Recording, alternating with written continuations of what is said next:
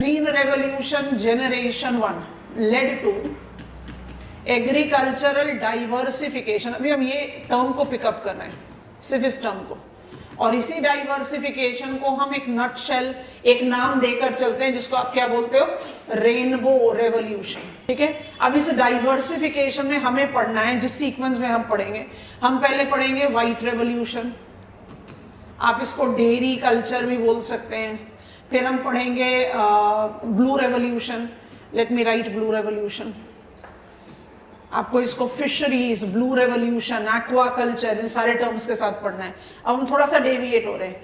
उसके अलावा हम पढ़ेंगे एपी कल्चर, फिर हम पढ़ेंगे सेरी कल्चर, फिर हम वापस उस कॉलम में चले जाएंगे। आपको एक बहुत इंपॉर्टेंट फ्रेम दे रहे हैं, क्योंकि will be these are factual things. एक फ्रेम तैयार करना है, साल दर साल इसमें जो कुछ चेंज आ रहा है उसको आपने ऐड करना है। ज्योग्राफी के आंसर राइटिंग में इतने करोड़ का आउटले है वो जरूरी नहीं होता, उसके पीछे का टारगेट क्या होता है वो जरूरी होता है। कौन सा प्रोग्राम है, कितने साल के लिए इम्प्लाइड है, उसमें क्या क्या चीजें हैं जो आप टारगेट कर रहे हैं, that you should focus on. तो हम उसी तरह के फैक्चुअल चीजों को आज हैंडल करेंगे। अब इसके बाद हम ऐड कर रहे हैं यहाँ पर ड्राई फार्मिंग। ड्राई फार्मिंग बताएंगे तो वो अपने आप आपको लेकर चला जाएगा सोशल फॉरेस्ट्री पर, सोशल एग्रो फॉरेस्ट्री। हम एक्चुअली आपको 6 कंपोनेंट बताएंगे जो हम कई बार आपको बता चुके हैं, बोलते समय बोल चुके हैं। एग्रो भी है, फार्म भी है, एक्सटेंशन भी है, रूरल भी है, अर्बन भी है और रिक्रिएशन भी, माने 6 कंपोनेंट है फॉरेस्ट्री के इंडिया में। तो will talk about all of them. अब ये मेरे को डाइवर्सिफिकेशन पढ़ना है as per my syllabus, major coverage है, लगभग सब कुछ नहीं बट लगभग सब। अब इसमें क्या ध्यान रखना है, आउटकम ऑफ ग्रीन रेवोल्यूशन। अगर मुझसे कोई ऐसा क्वेश्चन पूछा जाए, outline the adverse outcome of generation 1 green revolution and it's impact in agricultural growth, तो ये दोनों नहीं ऐड होंगे। एपीकल्चर और सेरीकल्चर जो है इंडिया का कन्वेंशनल एक्टिविटी है। अच्छा, एक चीज नहीं लिखा जिसको लिस्ट में हम यहाँ पढ़ेंगे, उसको भी ऐड कर देते हैं, पोल्ट्री। इसको भी ऐड कर लो यहाँ पर, पोल्ट्री भी नहीं ऐड होगा, क्योंकि ये किस तरह की एक्टिविटी है, ये वो एक्टिविटीज हैं जो कन्वेंशनल एक्टिविटीज हैं एग्रीकल्चर की। बिल्कुल सही। जब टाइम के साथ आप हर चीज को modernise, scientifically oriented R&D approach, से global market competitiveness, environmental sustainability पर डेवलप कर रहे हो, तो सेरीकल्चर, एपीकल्चर और पोल्ट्री कल्चर में भी वो डेवलपमेंट हुआ। बट ये 3 सेक्टर बिल्कुल आराम से छोड़े जा सकते हैं जब आप आंसर लिख रहे हो agricultural diversification in light of adversities of generation 1 green revolution. क्योंकि जो हमने जनरेशन 1 ग्रीन रेवोल्यूशन में कॉन्स पिकअप किए ना, उसके लाइट में क्या शुरू हुआ, लाइव स्टॉक। किसको टारगेट कर रहे थे, marginal farmers, landless labourers. Aquaculture किसको टारगेट कर रहे हो, लैंडलेस लेबरर्स, जिसके लिए फिश फार्मर्स डेवलपमेंट एजेंसी को कहते हैं ना, बहुत कोशिश करनी पड़ी। कोशिश ऐसी करनी पड़ी क्योंकि जो डाइटरी कल्चर है इंडिया का वो तो फिश एक्वाकल्चर से कंपैटिबल ही नहीं है। तो प्रॉब्लम ये था कि कन्वेंशनली मैंने अपनी खेती करना कैसे सीखा, जो प्रैक्टिसिंग फार्मर्स हैं वो हमारे कंट्री में थोड़ी ना डिग्री होल्डर्स हैं, majority of them are what, they have empirically learned it and they are practicing it. तो एक्वाकल्चर तो इंडियन एग्रीकल्चर का हिस्सा रहा ही नहीं, कुछ एरियाज को छोड़कर फॉर श्योर। तो फार्मर्स को पता ही नहीं कि करना कैसे, उनके पास ना इक्विपमेंट है, ना टेक्निक है, ना प्रैक्टिस है, और दूसरी बात जो वो प्रोड्यूस करेंगे वो खाएंगे ही नहीं। हमारा एग्रीकल्चर जो है वो लार्जली सबसिस्टेंस है, तो बहुत एड़ी चोटी का जोर लगाना पड़ा टू मोबिलाइज द पीपल। भाई तुम कोई काम करते हो तो कोई जरूरी थोड़ी है कि खुद ही खाओगे, उसको सेल करके मनी तो जनरेट कर सकते हैं। एक majorly non utilize natural asset को मोबिलाइज करने के लिए फार्मर्स ट्रेनिंग देना, किसको टारगेट कर रहे हैं हम, इकोनॉमिक रेजिलियंस बढ़ाने की, लैंडलेस लेबरर्स की। उनको इक्विपमेंट प्रोवाइड करना है, फिशिंग बोट, फिशिंग नेट, उनके लिए मार्केटिंग लिंक्स जनरेट करना। ये सब चीजें हुई तभी 2015 में हमने एक्चुअली ब्लू रेवोल्यूशन ट्रिगर किया। टाइम का डिफरेंस देखो, डाइवर्सिफिकेशन की शुरुआत हमने 70 से कर दी है, 70 में आपका ऑपरेशन फ्लड है, व्हाइट रेवोल्यूशन। इसलिए आज आप व्हाइट रेवोल्यूशन जनरेशन 2 की बात करते हैं, जो ऑफिशियल नेम दे दिया अब इस साल से हमारे गवर्नमेंट ने, तो will talk about that. But blue revolution को ट्रिगर करते करते करते 2015 में ऑफिशियल टर्म आया है ब्लू रेवोल्यूशन। तो 2070 से कोशिश कर रहे हो, पर वो और ऐसा नहीं कि डेवलपमेंट नहीं है। India today is second major producer of aquacultural products, तो ये डेफिनेटली है कि ग्रोथ हुआ है, बट वो रेवोल्यूशनरी मेन स्ट्रीमिंग अप्रोच बहुत टाइम के बाद आया। So that is what we have to learn. They are basically the outcome of generation 1 green revolution का प्रॉब्लम। इन दोनों को आप लार्जली एसोसिएट करते हो diversification that is targeting inclusion, largely, only नहीं, diversification which is targeting inclusion, क्योंकि मेरा मेन टारगेट कौन है? Small farmers, marginal farmers etcetera. इसलिए तो डेयरी कोऑपरेटिव का मोबिलाइजेशन हुआ ना, अमूल, एनडीडीबी, ऑपरेशन फ्लड, तो यू जस्टिफाइड देयर। अच्छा, इन दोनों का जो मेन फोकस है वो क्या है? रेन फेड एग्रीकल्चर है, तो ड्राई फार्मिंग प्रैक्टिसेस करोगे तो you will be ensuring dependable yield.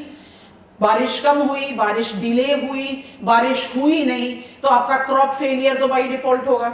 Dry farming को अगर एक सिंगल स्टेटमेंट में पढ़ना है तो सिंपल सब समझ लो, abatement of agricultural drought is dry farming. Agricultural drought का डेफिनेशन याद आ रहा है? बस ये सिंपल सा लॉजिक है। तो ये दोनों चीज ज्यादा किसके साथ जाती है? Sustainable, sustainable agriculture. तो याद करेंगे 4 cons of green revolution. Regional inequality develop किया, जब आप व्हाइट रेवोल्यूशन, ब्लू रेवोल्यूशन, अब सब ब्लू रेवोल्यूशन को पकड़ो, बाकी सबको छोड़ दो। इंडिया के सारे रिवर सिस्टम को रिकॉल कर लेते हैं, उनके साथ साथ सारे रिजर्वोयर्स को रिकॉल कर लेते हैं, कुछ कुछ वाटर बॉडीज एज लेक्स भी हम जानते हैं। उसका 12 nautical miles of territorial water, 200 nautical miles of exclusive economic zone, more than 10,000 kilometres of mainland shore line. आप क्या डिसेंट्रलाइज नहीं करोगे? बाई डिफॉल्ट ही तो करोगे। और आपका टारगेटेड एवेन्यू कौन है? तो रीजनल इनइक्वालिटी, डिसेंट्रलाइजेशन है। एग्रीकल्चरल इनइक्वालिटी, डाइवर्सिफिकेशन है। It was societal inequality, inclusion है। आप सोशल फॉरेस्ट्री और ड्राईलैंड फार्मिंग प्रैक्टिसेस में भी स्मॉल फार्मर्स को टारगेट कर रहे हो, लेकिन वहां पर मेन फोकस क्या है? एग्रीकल्चर को ज्यादा सस्टेनेबल बनाना, और वहीं से हम लिंक लेकर सस्टेनेबल एग्रीकल्चर और climate smart agriculture and organic farming सारे टर्म्स अपने आप को फेमिलियर करा लेंगे। इनको बाय डिफॉल्ट पढ़ना पड़ेगा, क्योंकि वो डिपार्टमेंट जिसको अब आप मिनिस्ट्री के डोमेन में ले रहे हैं of dairying, livestock and fisheries, तो जब लाइव स्टॉक लोगे तो पोल्ट्री यहीं पढ़ना पड़ेगा। तो कोशिश कर रहे हैं, आज हम शुरू करते हैं यहाँ से, उसके बाद इधर चलेंगे, फिर हमें बाय डिफॉल्ट इसको पढ़ना पड़ेगा क्योंकि उसी मिनिस्ट्री के डोमेन में आएगा। And then will continue, we can take up apiculture, we can take up sericulture, फिर हम इनको ले लेंगे। और इसको लेते ही हमारा लिंक चला जाएगा किसकी तरफ? सस्टेनेबल एग्रीकल्चर, क्योंकि ये सारी चीजें वो कवर कर लेंगे ना, तभी फिर वो crop ecological zonation and crop farming आप अप्लाई कर सकते हो। तो हम यहाँ पर सस्टेनेबल एग्रीकल्चर को लेकर और क्रॉप इकोलॉजिकल जोनेशन आपको बता देंगे। थोड़ा सा ब्रीच कर दिया पढ़ाई के सीक्वेंस को जैसा बताया था, बट ठीक है, ऐसे हेल्प कर देगा। फिर कंसोलिडेट करेंगे एग्रो क्लाइमेटिक रीजन पर, फिर लैंड रिसोर्स पर ले जाएंगे। लैंड रिसोर्स में हम इंटरमिक्स नहीं करेंगे। तो just be cautious, her term, her expression जहां पर हम जा रहे हैं वो डाइवर्सिफिकेशन के बारे में तो बात बिल्कुल कर रहा है, और जहां डाइवर्सिफिकेशन की बात होगी वो डिसेंट्रलाइज होगा ही होगा, तो सस्टेनेबल भी है। लेकिन जब आप व्हाइट रेवोल्यूशन या ब्लू रेवोल्यूशन की बात करते हो तो आपका ज्यादा फोकस है उन सारे फार्मिंग कम्युनिटी को इंक्लूड कर लेना एग्रीकल्चर ग्रोथ मोमेंटम में, जो कहीं ग्रीन रेवोल्यूशन में पीछे छूटे थे, क्योंकि उनके पास या तो खेत नहीं है, लैंडलेस है, या फिर उनके पास खेत का साइज ही बहुत छोटा है। They are not that economically empowered population to have accessibility, availability and stability of chemical fertilizer, irrigation and many more things. तो उस तरह से इसको डिमार्केट करते हैं। Let's quickly get on to white revolution / dairying। अब थोड़ी सी इसकी कहानी सुनो, उसका जल्दी से पॉइंटर्स लिखवा देंगे जिस फ्रेम में आपको आंसर बनाना चाहिए। टेक्निकल कन्वेंशनल पॉइंटर्स होते हैं, गवर्नमेंट प्लान, स्टेटस, उसके बारे में हम पिन पॉइंट करेंगे। So I'm talking about white revolution to begin today, जिसको आप डेयरिंग भी बोलते हैं, बट बहुत इंटरेस्टिंग फैक्ट है जिसको आपको एसोसिएट करना है। तो पहले एक ब्लूप्रिंट तैयार करो दिमाग में। India has been the home of Asia का सबसे largest bovine population, some 18%, 18% of the bovine population Asia का लार्जेस्ट शेयर इंडिया में। India thus has been always into production of milk as household sector. माने कैसा था, मेरे courtyard में, अभी हम आपको रूरल सेटलमेंट, हमारे सिलेबस में रूरल सेटलमेंट की मॉर्फोलॉजी भी है पेपर 2 में। पेपर 1 में याद करो टाइप्स एंड पैटर्न था, पेपर 2 में टाइप्स, पैटर्न और मॉर्फोलॉजी तीनों है। तो जब मॉर्फोलॉजी करेंगे तो मुझे ब्रिज दे देगा टू रूरल डेवलपमेंट अप्रोचेस, पर हम देखते हैं कैसे डिसाइड करेंगे, चलो छोड़ो उसको। मेरा कोर्टयार्ड है, रूरल हाउस होल्ड का एक बड़ा इंटरेस्टिंग पॉइंट है, 80 से 70% से 80% का जो कैडेस्ट्रल होल्डिंग होता है, कैडेस्ट्रल होल्डिंग कैसे समझाएं, कैडेस्ट्रल मैप बोलते हैं, उसी से हम कैडेस्ट्रल होल्डिंग को अप्लाई करते हैं। आप सबने प्रॉपर्टी रजिस्ट्री के पेपर्स देखे होंगे, उसमें जो भी सारा कुछ डॉक्यूमेंटेशन है कि किसने बेचा किसने खरीदा वो सब है, उसके एंड में एक मैप होता है, लेआउट। वो लेआउट कहता है कि this is the area marked which is the property registered, और यहाँ गवर्नमेंट लैंड है, ये बाई लेन है, ये जो कुछ है उसके आसपास के चारों एरिया का डिमार्केशन होता है, उसको बोलते हैं कैडेस्ट्रल मैप। कैडेस्ट्रल मैप जो है वो लार्जेस्ट स्केल मैप है because it is talking about individuals land holding. तो हम जब कहते हैं ना हमारे रूरल सेटलमेंट की मॉर्फोलॉजी में कैडेस्ट्रल होल्डिंग माने मेरा जो प्रॉपर्टी है, मेरा जो लैंड एरिया है, उसका 80% एरिया ओपन है, कोर्टयार्ड है, 20% एरिया में आपने अपना बिल्टअप डोमेन किया है रहने के लिए या एनिमल शेड्स या जो भी कुछ है। Things have got modified because of, शुरुआत तो करी थी 1980 से, ग्रामीण आवास योजना, फिर कहा इंदिरा आवास योजना, आप कहते हैं प्रधानमंत्री आवास योजना ग्रामीण। तो there has been the mobilisation of rural housing, but फिर भी अभी भी हम ये कहीं पर भी जनरलाइजेशन में अप्लाई कर सकते हैं। मेरे कैडेस्ट्रल होल्डिंग का मैक्सिमम एरिया जो है कोर्टयार्ड है। उसके पीछे बहुत सारे रीजन है। प्राइमरी रीजन तो यही है कि India is a tropical country. Tropical country में घर के अंदर रहने से बेटर है घर के बाहर रहना, where you are having much favourable clean environment, night to sleep outside, you have maximum of your daily chores that are being done outside, क्योंकि आपके पास piped drinking water as inbuilt kitchens है नहीं, अब thankfully inbuilt toilets हैं, but that is also largely utilizing courtyards, so that kind of thing that has been there। तो हम courtyards के बारे में क्यों बात कर रहे हैं? हर रूरल हाउस होल्ड में कोर्टयार्ड्स में एनिमल शेड्स भी होते हैं, और एनिमल शेड्स में depending on the economic capacity of the farming population, rural house hold, cow भी हो सकती है, बुफेलो भी हो सकती है, शीप भी हो सकती है, because we take all, camel भी हो सकता है, कैमल मिल्क भी इंक्लूडेड है when we take up the reference of milk production. Sheep को भी अप्लाई करें, गोट को भी अप्लाई करें। पुअर हाउस होल्ड में गोट, लार्जली आप arid areas of Rajasthan and Gujarat में जाएंगे तो वहां पर गोट मिल्क ही मोर अवेलेबल है compared to cow and buffalo milk, so we count all of them. तो इंडिया में रूरल हाउस होल्ड में milk cattle as the constituent of the family asset है। They are by default since conventional time were producing milk. मैंने आधा litre, 1 litre, 2 litre जो भी milk produce किया, खुद सेल्फ कंजम्पशन है, और सेल्फ कंज्यूम नहीं हुआ तो आप उसको सेल्फ हाउस होल्ड में प्रोसेस कर रहे हो, नहीं तो डिस्ट्रेस सेलिंग हो रही है कि भाई मुझे मेरे से नहीं खत्म हो रहा है, क्योंकि milk is a perishable commodity. तो आप आसपास के घरों में जाकर किसी भी तरह से बेचें, डिस्ट्रेस, उसमें आप बार्गेनिंग पावर में नहीं हो, खरीदने वाला बार्गेनिंग पावर में, and you are selling it. इस तरह का प्रैक्टिस हमारे कंट्री में कन्वेंशनली चला रहा है। अब आप टाइम लीप लेंगे और टाइम लीप लेकर पहुंचेंगे 1970। 1970 में शुरू हुआ ऑपरेशन फ्लड। ऑपरेशन फ्लड को आप कैसे एसोसिएट करते हैं? It is till date considered to be world's largest dairy development program। और हमारे कंट्री में ना जो कोऑपरेटिव्स हैं, एग्रीकल्चरल कोऑपरेटिव्स, उसके 3 मोस्ट सक्सेसफुल एग्जांपल है।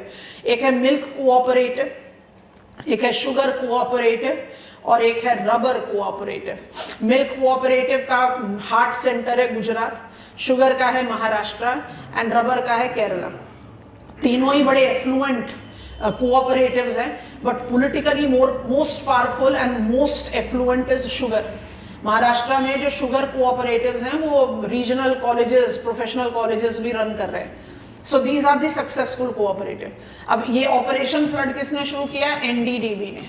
एनडीडीबी का स्टैब्लिशमेंट कब है? 1965। आप ग्रीन रेवोल्यूशन के फर्स्ट 5 इयर्स में डाइवर्सिफिकेशन को जज करना शुरू कर रहे हैं। नेशनल डेयरी डेवलपमेंट बोर्ड 1965 में इवॉल्व हुआ। एलिमेंट्री स्टडीज एक्सेट्रा करने के बाद ये कंक्लूड किया गया कि हमें बस मेन स्ट्रीम करने की जरूरत है मिल्क प्रोडक्शन को। India sufficient amount of milk produce कर रहा है ऑलरेडी। तो जो ऑपरेशन फ्लड था उसका सिंपल लॉजिक क्या था, that I want to connect rural producer और to urban consumer. Urban consumer तो मिल्क के लिए वेट कर रहा है, रूरल प्रोड्यूसर को मिल्क मार्केट चाहिए। रूरल और अर्बन कंज्यूमर प्रोड्यूसर को लिंक करना सबसे बड़ा मुश्किल है। बीच में फायदा कौन कमा रहा है? मिडिलमैन। मुझे मेरे दूध की करेक्ट प्राइस नहीं मिल रही, आप एज कंज्यूमर बहुत हाई प्राइस में मिल्क खरीद रहे हो, ना बेचने वाले को फायदा हो रहा है ना खरीदने वाले को, बीच वाले को फायदा हो रहा है। ये सारी स्टडी पर बेस करके जब ऑपरेशन फ्लड शुरू किया गया एज अ डेयरी कोऑपरेटिव, इसका सिंपल लॉजिक था कि एक रिमोटली लोकेटेड रूरल प्रोड्यूसर को उसके पोटेंशियल अर्बन कंज्यूमर से लिंक कर दे।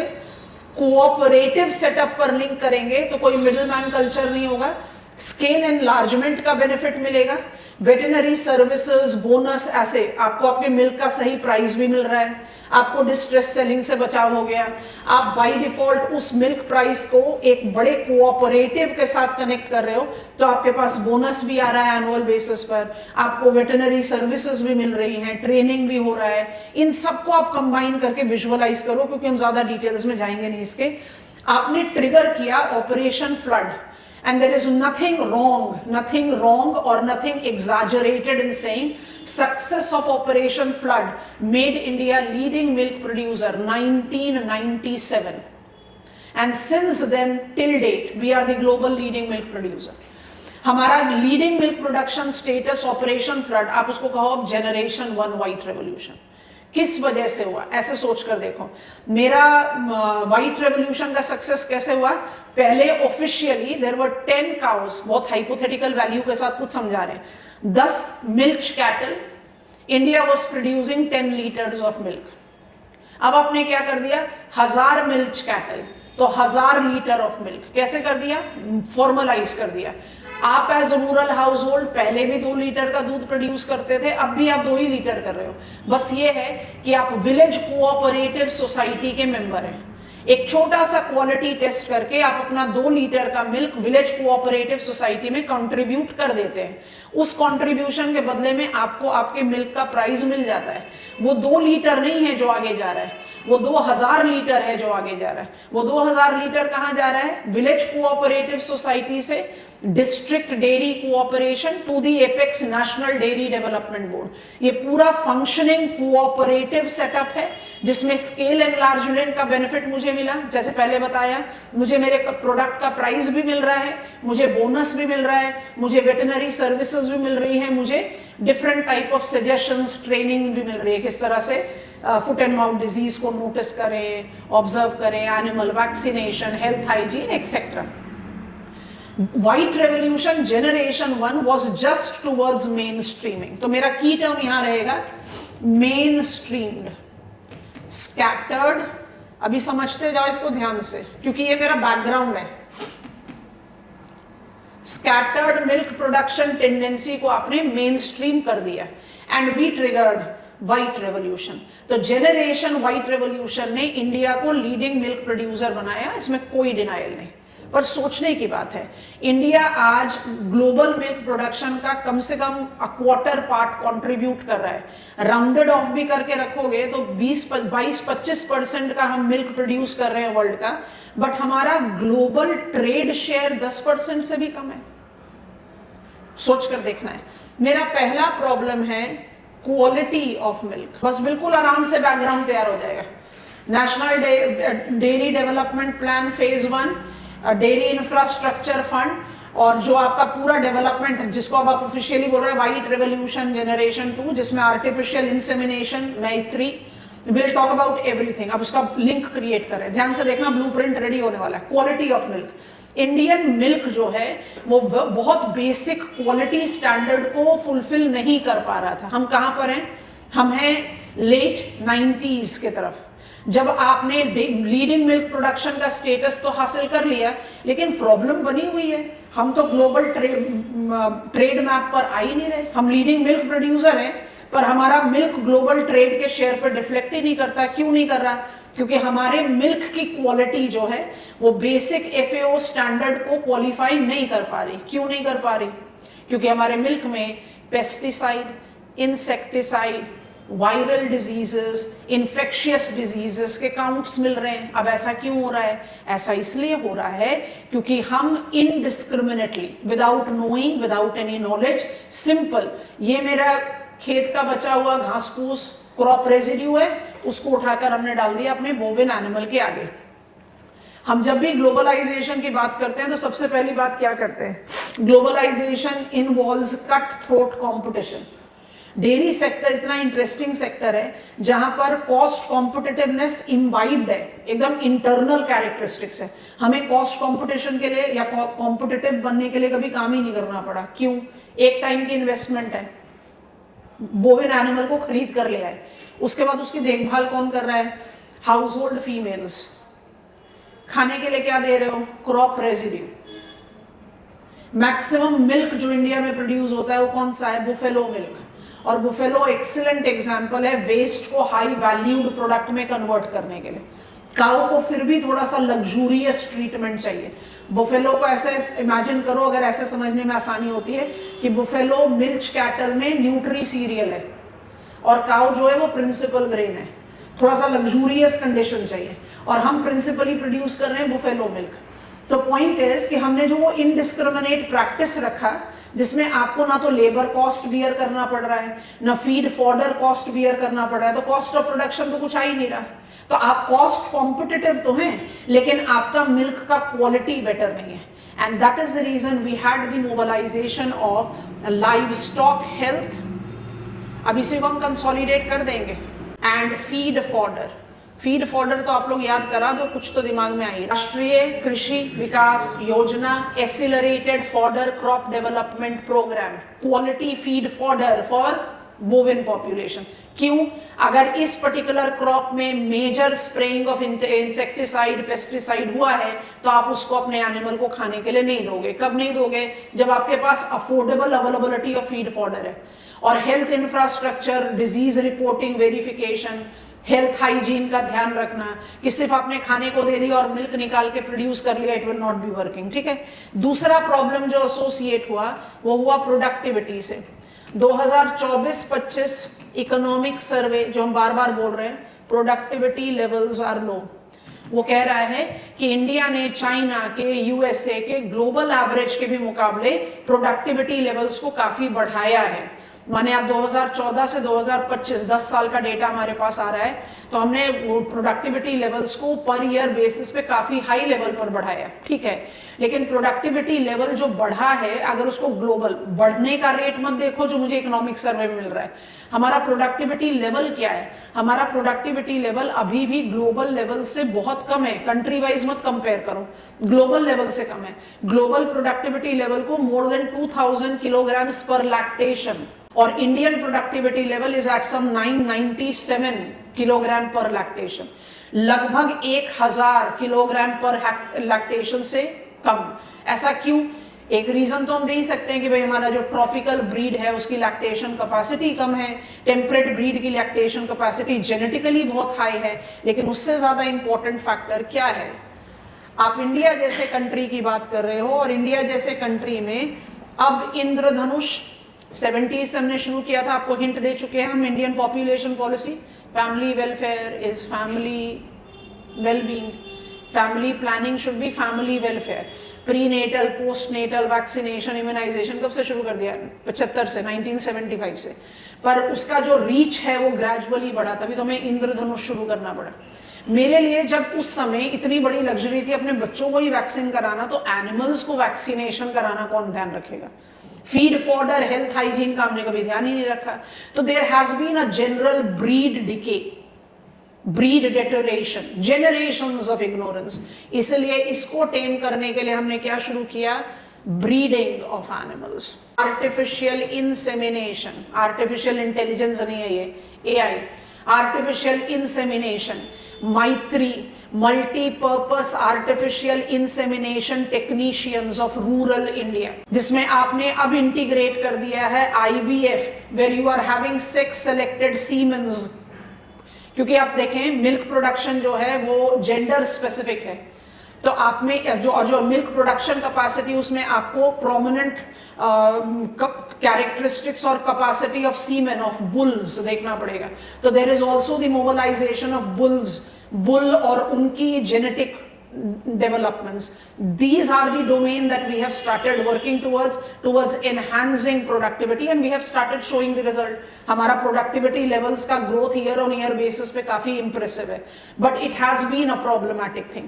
और तीसरा, अभी हमने आपको बोला कि हम मेजरली प्रोड्यूस कर रहे हैं बुफेलो मिल्क, और बुफेलो मिल्क है क्या? बुफेलो मिल्क में हाई फैट कंटेंट होता है। आप मिल्क को एज इट इज भी बेच दो, प्राइस मिलेगा मिल्क का, मिल्क में से फैट निकाल के मिल्क को बेचो और फैट को प्रोसेस करो तो वैल्यू एडिशन बेनिफिट मिलेगा। In spite of the fact that we are leading milk producer with major significant amount of buffalo milk, India में डेयरी प्रोसेसिंग नेग्लिजिबल, बिल्कुल negligible.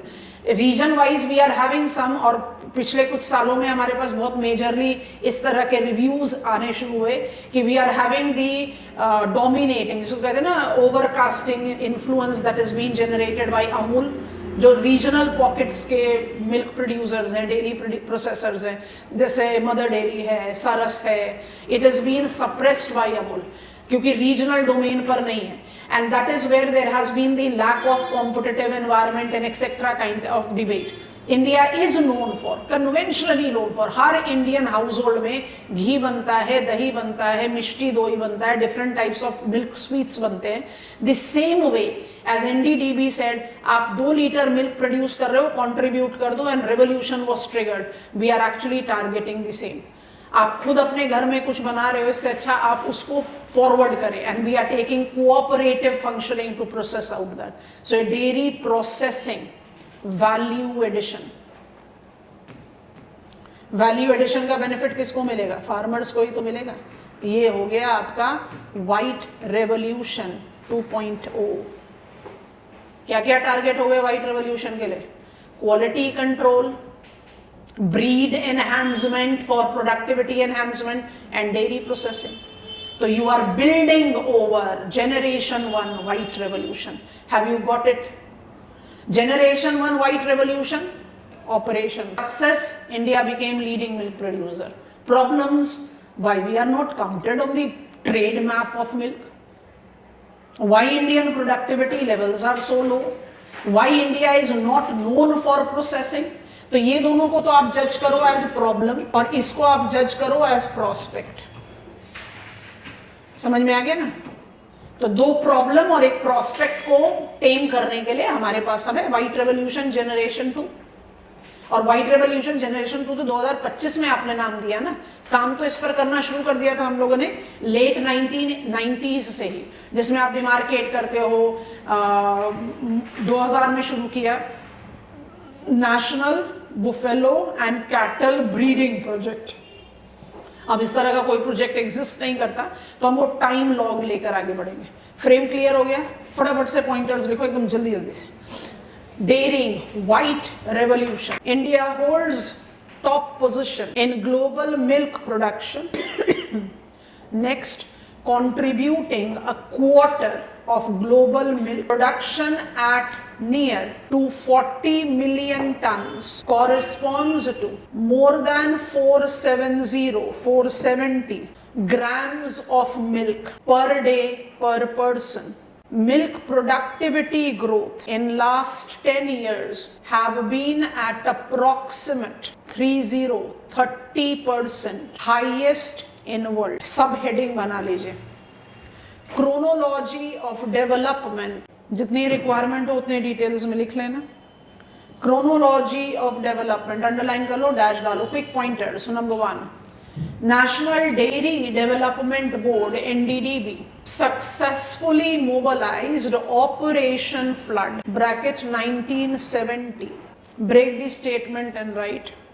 Oriented to link rural producer with urban consumer, dairy cooperative functioning profile, break the statement, with primary village level cooperative, strict dairy union, state dairy federation and NDDB. Break the statement. Ever multiplying primary village cooperatives multiplied milk production, successful white revolution generation 1, existing problems, underline कर लो problems, and untapped potentials, underline कर लो untapped potentials, developing pathways of dairy sector growth. Put a dash and write down.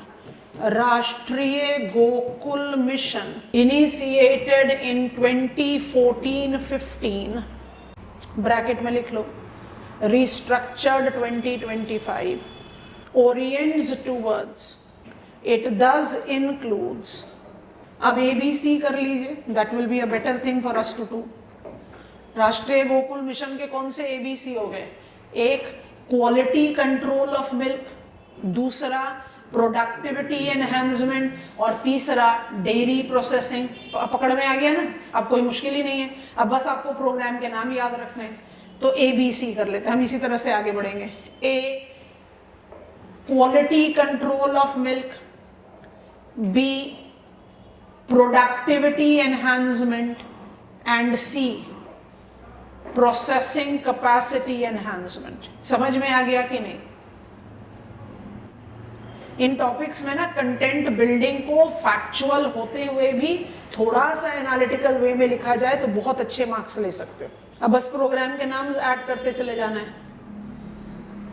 बढ़ जाए details में बढ़े तो हम ए को incorporate कर रहे हैं, ठीक है. इन्हीं को हम कंबाइन कर देंगे, व्हाइट रेवोल्यूशन 2.0 शुरू हो जाएगा, बस और कुछ नहीं है. 2015 में जब आपने इसको मोबिलाइज किया और 25 में आपको रीस्ट्रक्चर कर रहे हो, तो रीस्ट्रक्चर में क्या कर रहे हो? इवैल्यूएट कर रहे हो, जो काम ढंग से चल रहा है उसको आगे बढ़ाएं, जो नहीं चल रहा उसको मॉडिफाई करें. That is how the things gets built up, ठीक है. तो ब्रिज फैक्टर है, क्योंकि इस समय तक हम इसको नहीं बोलते थे. 2014-15 में हमने नहीं कहा इसको कभी भी white revolution generation 2. White revolution generation 2 official नाम तो आया कब? 2025 में. तो आप जब ये राष्ट्रीय गोकुल मिशन बोल रहे हैं, या इसको national dairy development and बोविन breeding project कहा जाता था ओरिजिनली, 2014-15 नाम रीनेम हो गया. तो it was basically oriented towards correcting what generation 1 green revolution gave us, targeting what generation green revolution 1 white revolution 1 could not do, processing. बस उसी पर बिल्ट अप करते जा रहे हैं. तो ए के बारे में बात करें, क्वालिटी ऑफ मिल्क. एक छोटा सा brief introduction. Quality control underline कर लो, एकदम छोटा सा इंट्रोडक्शन पॉइंट लिखेंगे. Indiscriminate use of crop residue as feed fodder, ठीक है, डैश डाल कर लिखो, led to pesticides and insecticides counts trace in Indian milk. ठीक हो गया. नेक्स्ट पॉइंट लिखेंगे, general ignorance of health hygiene disease control, put a dash and write down, trace of viral diseases in milk produced. ठीक हो गया. पहले लिखा हमने फीड फॉडर, तो वहीं से शुरू करते हैं, थोड़ा सा क्रॉस हो जाएगा. तो क्वालिटी कंट्रोल में मेरा पहला प्रोग्राम क्या आ गया? ए में मेरा पहला प्रोग्राम क्या आ जाएगा?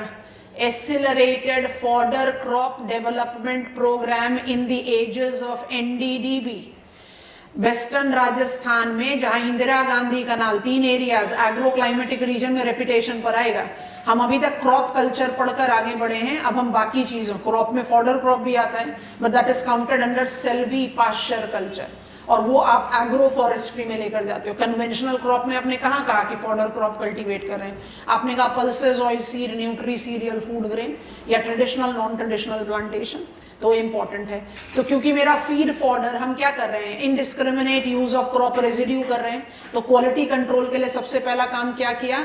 राष्ट्रीय कृषि विकास योजना accelerated fodder crop development program.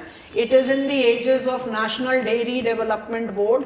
National Dairy Development Board ने कम से कम 3 एरियाज बताए जो एक्सक्लूसिवली या मेजरली कंट्रीब्यूट किए जा सकते हैं फॉडर क्रॉप कल्टीवेट करने के लिए. कौन कौन से?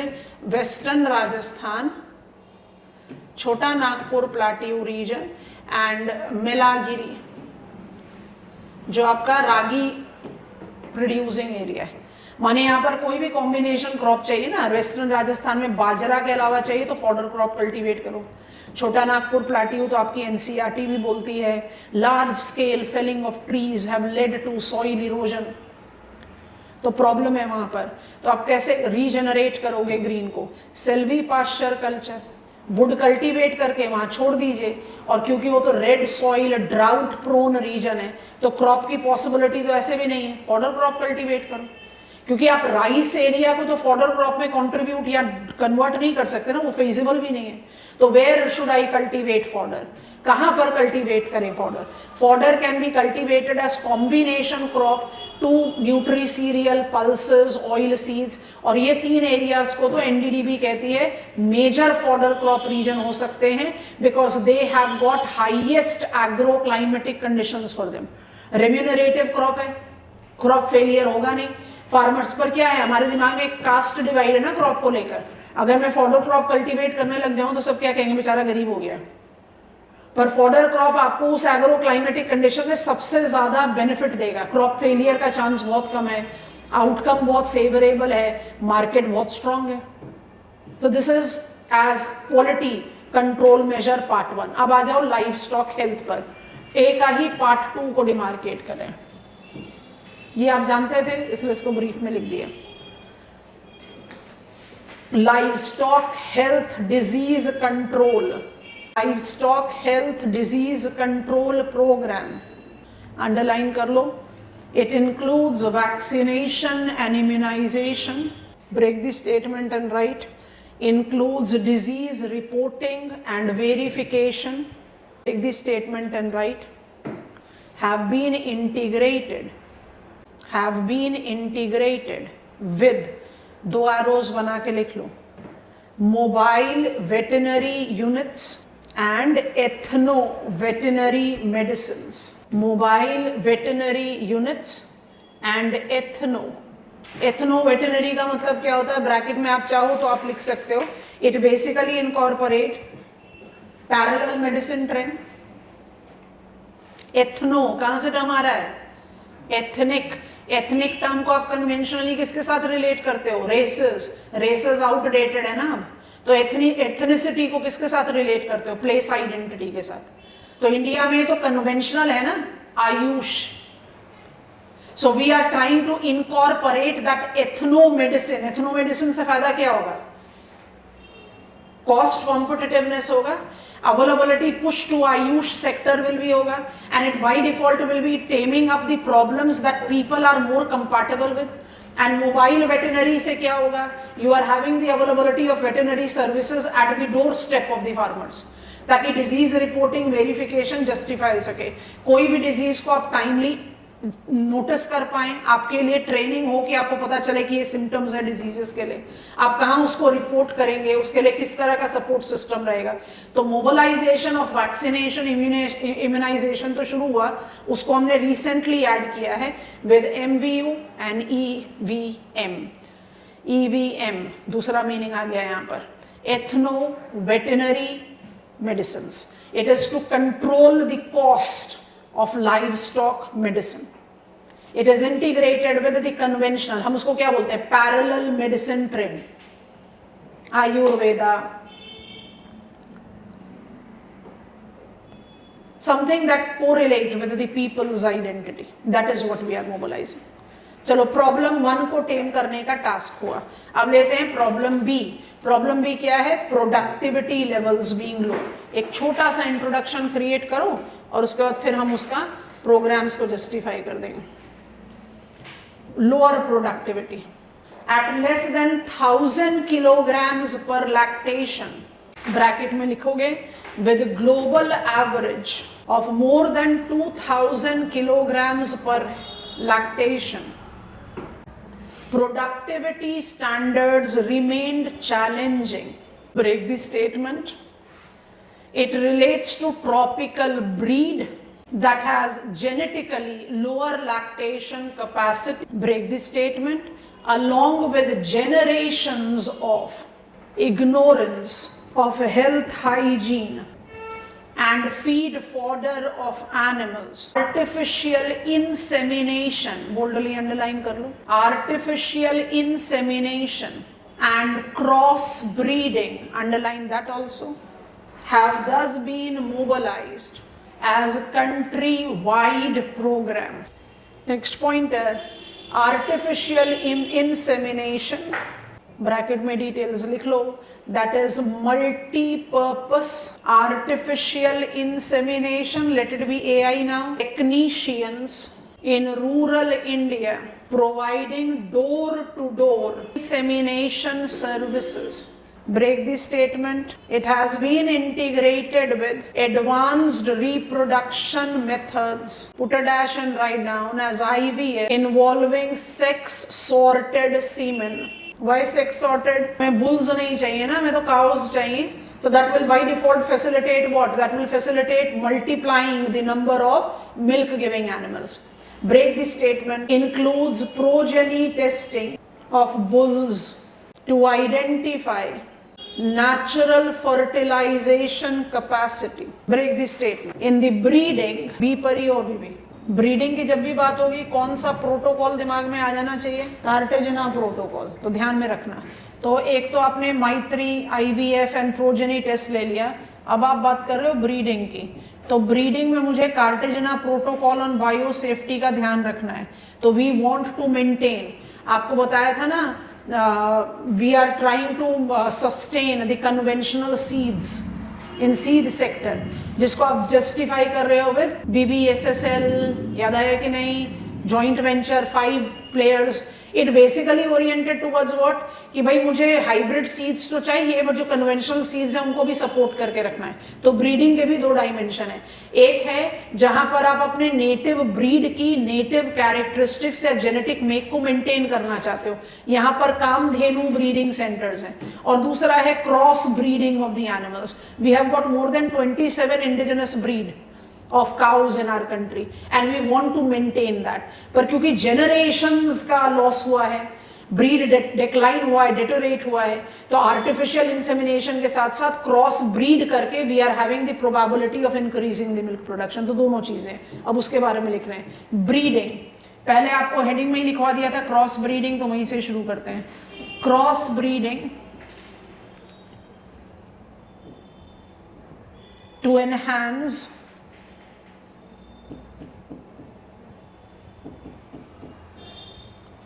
deteriorated breed quality due to generations of ignorance.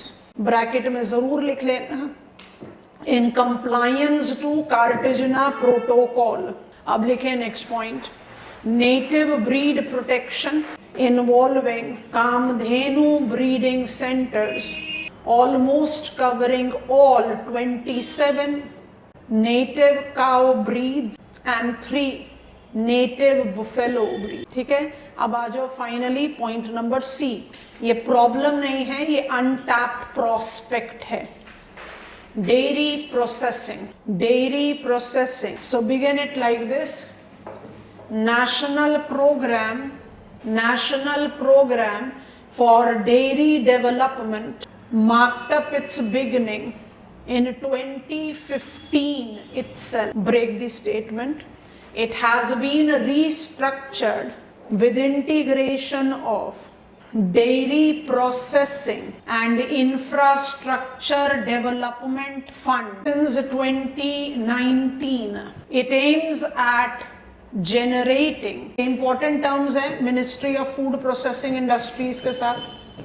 हम फूड प्रोसेसिंग के बारे में तो एग्रो बेस्ड इंडस्ट्रीज पर करेंगे, बट डेयरी कल्चर में, एक्वा कल्चर में, पोल्ट्री कल्चर में प्रोसेसिंग बाय डिफॉल्ट पार्ट लेगा. तो before you right just make yourself comfortable with it.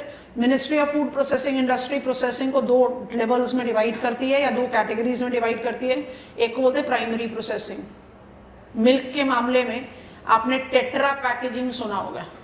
Normally हम प्राइमरी प्रोसेसिंग को किसके साथ लेते हैं? Cold storage. तो जहां पर प्रोडक्शन है वहां कोल्ड स्टोरेज हो। कोल्ड स्टोरेज से पेरिशेबल कमोडिटी की पेरिशेबल उसका शेल्फ लाइफ आप बढ़ा सकते हो, सिंपल सा लॉजिक है। पेरिशेबल लॉस को कंटेन करोगे तो फार्मर्स का इकोनॉमिक मोमेंटम या इकोनॉमिक रेजिलियंस आप बढ़ाएंगे। तो जहां पर प्रोडक्शन हो रहा है वहां वो चाहिए। तो प्राइमरी प्रोसेसिंग होता है डिसेंट्रलाइज्ड, और दूसरा कैटेगरी होता है सेकेंडरी प्रोसेसिंग। सेकेंडरी प्रोसेसिंग क्या हो गया? वैल्यू एडिशन, मतलब मिल्क से आप घी बना रहे हो, मिल्क से आप कर्ड बना रहे हो, आइसक्रीम बना रहे हो, स्किम्ड मिल्क बना रहे हो एंड मेनी अदर थिंग्स। तो सेकेंडरी प्रोसेसिंग क्या हो जाएगा? फूड प्रोसेसिंग इंडस्ट्री के साथ चला जाएगा, जिसको आप major mega food park scheme के अंतर्गत ले आओगे, तो वो थोड़ा सा सेंट्रलाइज हो जाएगा। तो प्राइमरी प्रोसेसिंग होता है डिसेंट्रलाइज, जो किस लेवल पर है? मिल्क में दोनों चीजें आएंगी, कोल्ड स्टोरेज भी आएगा एंड पैकेजिंग भी। फिशेस में भी दोनों आएंगी। किस तरह का पैकेजिंग? टिन पैकेजिंग, क्योंकि वो क्या कर देगा, आप फ्रेश फिश को टिन पैकेजिंग दे दोगे तो आप उसकी शेल्फ लाइफ बढ़ा दोगे।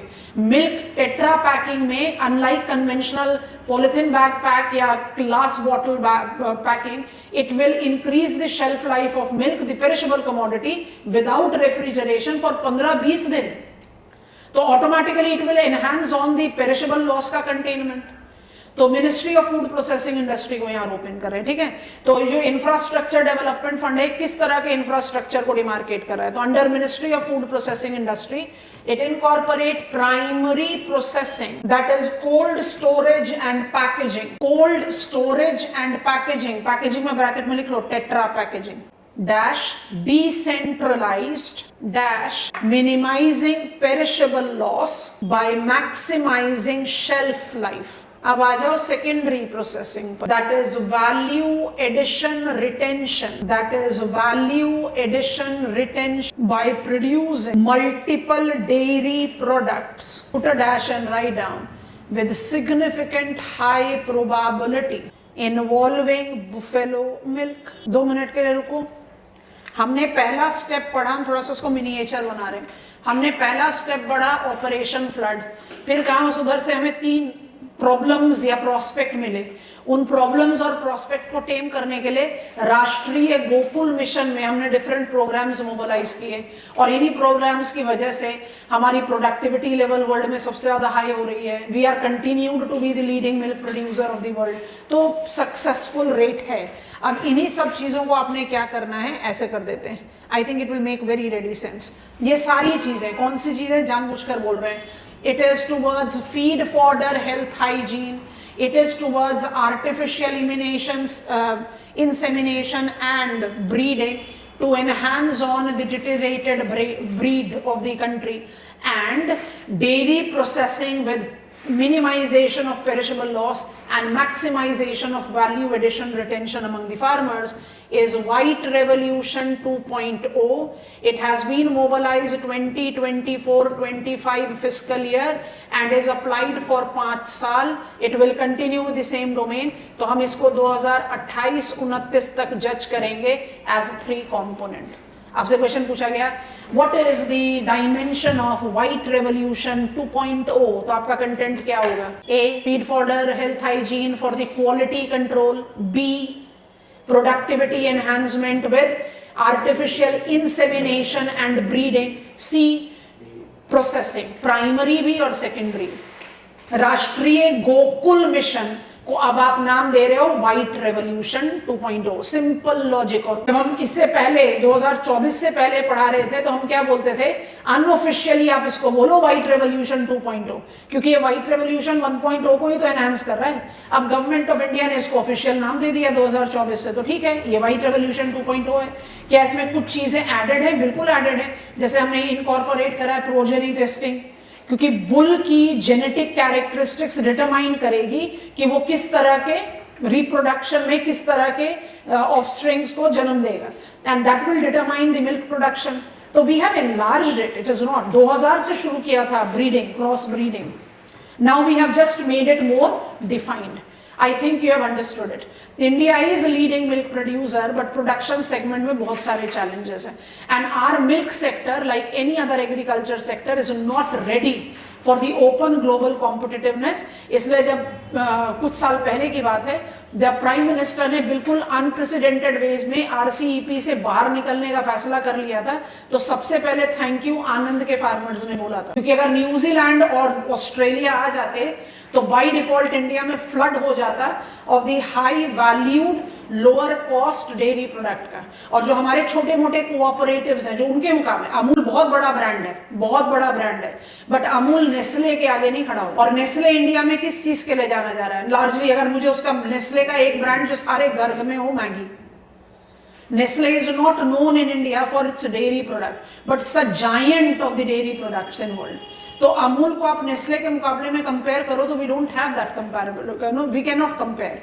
तो ये लॉजिक है। तो हम अगर मिल्क प्रोड्यूसर है लीडिंग 1997 से, तो क्यों नहीं उस प्रोस्पेक्ट को टेम करें जहां पर we can be in the position of developing not one but many more Nestle like. Cost competitiveness हमारे पास है ही। This is a dairy sector. अब चल रहे हैं फिशरी की तरफ। फिशरी का डिमार्केशन लेंगे, कंफर्टेबल हैं? पकड़ में आ गया कि नहीं पहले बताओ। अब आप PIB से कोई भी न्यूज इंफॉर्मेशन पिकअप करोगे ना, आ गया कुछ न्यूज़पेपर में, there is this that has been mobilised no से in food processing industry, otherwise आप आराम से उसको फिट इन कर पाओगे। अच्छा, इस कंपोनेंट के साथ इसको फिट इन कर देते, ये इसमें मॉडिफिकेशन है। अभी 2029 तक कोई मेजर मॉडिफिकेशन आने की चांसेस नहीं है, क्योंकि आपने 5 साल का प्रोजेक्ट बना दिया। फिशरीज की पढ़ाई करेंगे तो इसमें कुछ ओशियानोग्राफी का रिमाइंडर बाय डिफॉल्ट आना ही, मतलब it can not be avoid. Biogeography और ओशियानोग्राफी को रिकॉल करें, थोड़ा सा पिकअप करें जो बैकग्राउंड वर्क है, फिर फटाफट से पॉइंटर्स क्रिएट आउट करेंगे। बायोडाइवर्सिटी पेन ड्रॉप कर लीजिए। Biodiversity increases with decrease in sine of latitude. India is a tropical country, tropical and moist country. तो ट्रॉपिकल होना सनलाइट सरप्लस और मॉइस्ट होना प्रेसिपिटेशन सरप्लस बाय डिफॉल्ट हमें biodiversity hotspot बनाता है। एंड यही हॉटस्पॉट को आप अप्लाई कर दो in the aquatic environment also, चाहे वो फ्रेश वाटर इनलैंड, हम इनलैंड बोल रहे हैं, inland and marine, inland habitat हो या मरीन हैबिटेट हो, India incorporate big diversity of nektons, planktons, है ना। So we have got big biodiversity.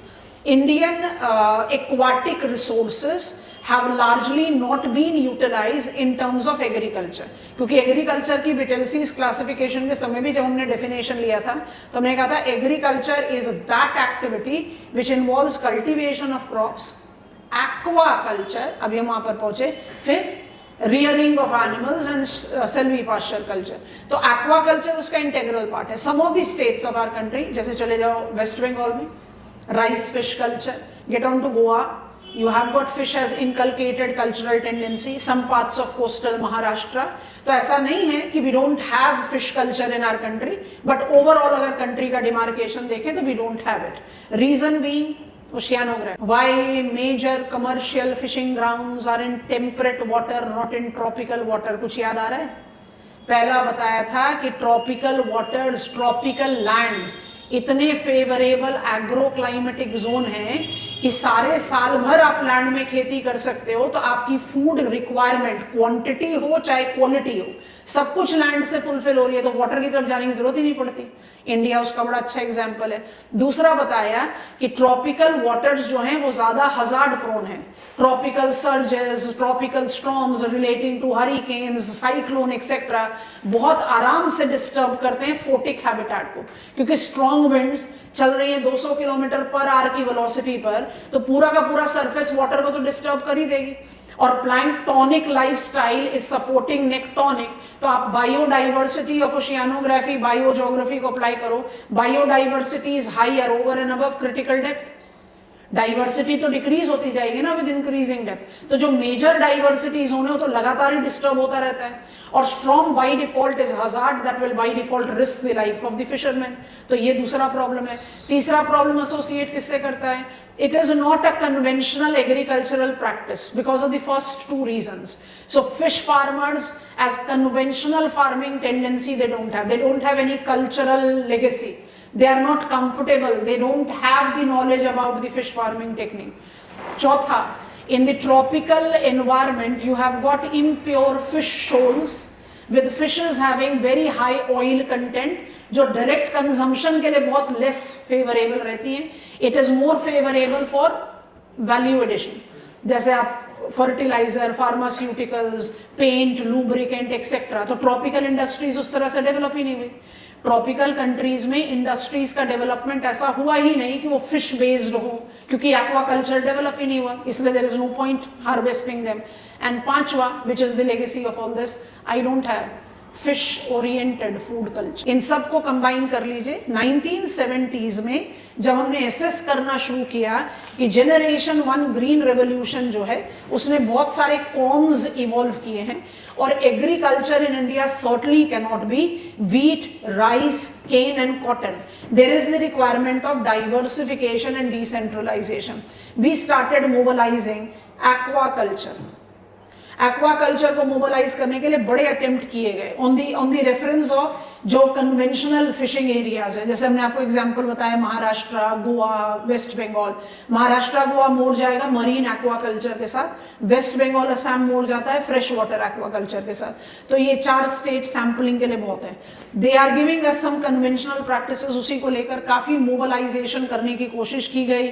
Fish farmers development agency started taking training to the farmers, landless labourers, कि fishing कैसे करते हैं, fishing boat, fishing vessels, fishing nets etcetera avail कराना etcetera. तो ये practice बड़े लंबे समय तक चलती रही, एंड इट इनकॉर्पोरेटेड बहुत, जिसको कहते हैं ना, wholesome kind of an approach. Revolution तो ऑफिशियली 2015 में आ रहा है, ये बहुत चीज बहुत ध्यान में रखनी है। तो 1970 से लेकर 1915 तक हम कर क्या रहे थे? Fish farmers development agency marked up the mobilisation, तब स्पेसिफाइड डिपार्टमेंट था, अब एक सब मिनिस्ट्री के तौर पर स्टैब्लिश्ड है। It is functioning under this department of fisheries. It work towards creating farmers synergetic environment, landless labourers को ट्रेनिंग देना, फिशिंग इक्विपमेंट्स अवेल कराना, मार्केटिंग लिंक्स प्रोवाइड कराना, and in the states India wide there are recognisable breeding seasons of fishes. तो ऐसा सोच कर देखना इसको। जैसे तमिलनाडु का केस लें, अब आप न्यूज़ में सुनेंगे इसको, जनवरी के मंथ में जो गल्फ ऑफ मन्नार एंड पाक बे वाला एरिया है, वहाँ पर ब्रीडिंग सीजन होता है मरीन एक्वाटिक ऑर्गेनिज्म का। तो ड्यूरिंग ब्रीडिंग सीजन आप 15 से 20 दिन, हो सकता है 1 महीना भी, कमर्शियल फिशिंग को होल्ड कर देते हैं।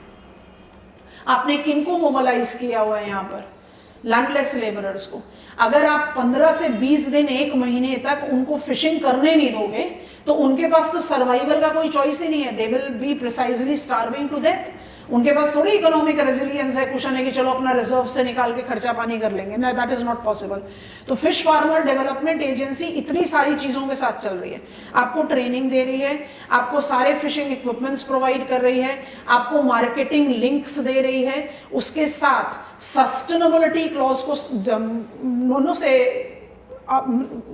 फॉलो करते हुए जब फिशिंग, कमर्शियल फिशिंग पर हॉल्ट है, then there is the practices of community kitchens, mobilization of ancillary activities for the fish farmers, ताकि वो अपने आप को सस्टेन कर पाए during that time which is economically very distressful, but it is very important for ecological replenishing. ये सारी चीजें काम पर आई। दैट इज द रीजन 2015 में ब्लू रेवोल्यूशन ट्रिगर हुआ। And today India, the second major producer of fish in world, aquacultural produce in world, includes both fresh water and marine, but major contribution fresh water का है।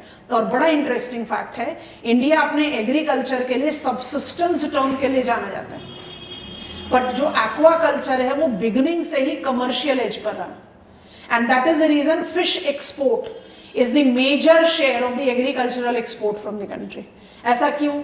मैं fish consume थोड़े ना करता हूँ, तो मत करो, प्रोड्यूस करो, बेचो, and make money to produce, say, acquire anything that you want to consume. That kind of mobilization has been there. तो ब्लू रेवोल्यूशन को ट्रिगर करने के लिए फिश फार्मर्स डेवलपमेंट एजेंसी का बहुत मेजर काम है। Blue revolution is now being applied to be entering into the second phase, where we are trying to build up over what we have done with aquacultural revolution, ताकि exclusive economic zone को भी highlight करें, environmental sustainability को भी justify करें। बड़ा interesting point है। Fish seed, fish food and food fish seed, biotechnology in development of fish eggs, food fish जिसको आप खाते हो, फिश फूड जो मछलियां खाएंगे, इन सब के लिए बायोटेक्नोलॉजी का mobilisation so that we can enhance. मेरा 100 दिन का वाटर लॉग्ड पैडी फीड, अगर उसमें मैं quick yielding variety of fish seeds develop कर दूं तो मेरा मीथेन एमिशंस भी रुकेगा। और जब आप राइस हार्वेस्ट कर रहे होगे, जापान का बड़ा कॉमन कल्चर है, जापान ने तो फिश के साथ अब डक्स को भी इनकॉर्पोरेट कर लिया है। आप क्या कर सकते हैं, जब आप राइस हार्वेस्ट करने के टाइम पर हो तब आपके पास फिश भी रेडी है। That kind of practice. Deep water fishing हमारे कंट्री में बिल्कुल अनटेम्ड है, अभी तक हमने मोबालाइज नहीं किया, हमने अपने टेरिटोरियल वाटर को भी पूरी तरह से यूटिलाइज नहीं किया। तो there is huge prospect that we are working towards. It is now integrated with blue economy, जिसके बहुत सारे अलग अलग डायमेंशंस हैं। We take that into account. In between there was the beginning of the term mariculture. जब आप कहते हैं ना, फिश फार्मर्स डेवलपमेंट एजेंसी ने जब शुरुआत करी, सारे फार्मर सिनर्जेटिक अप्रोचेस जो शुरुआत करी, जो हमने आपको बताया,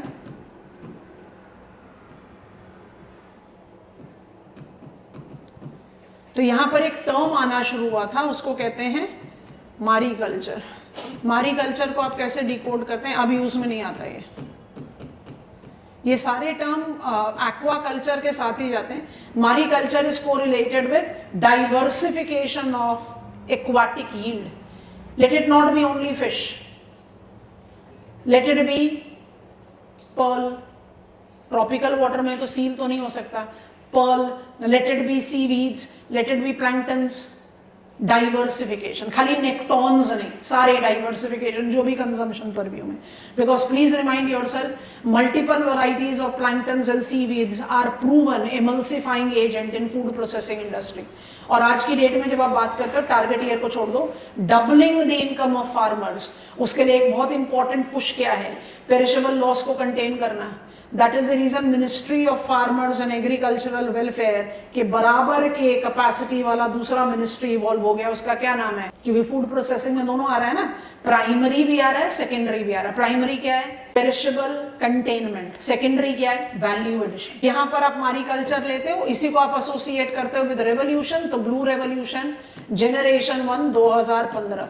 जनरेशन 1 बोलना बड़ा अजीब सा लगता है, क्योंकि आप सिर्फ 10 साल में इसको जनरेशन 2 पर तो नहीं डालोगे, but whatsoever we have built up, we just want to build further over it, that is how it is there. फटाफट से पॉइंटर्स लिखो। I will go crisp with the introductory part, क्योंकि हमने इसको इकोलॉजी और ओशियानोग्राफी में पढ़ा। First we are taking with key takeaways.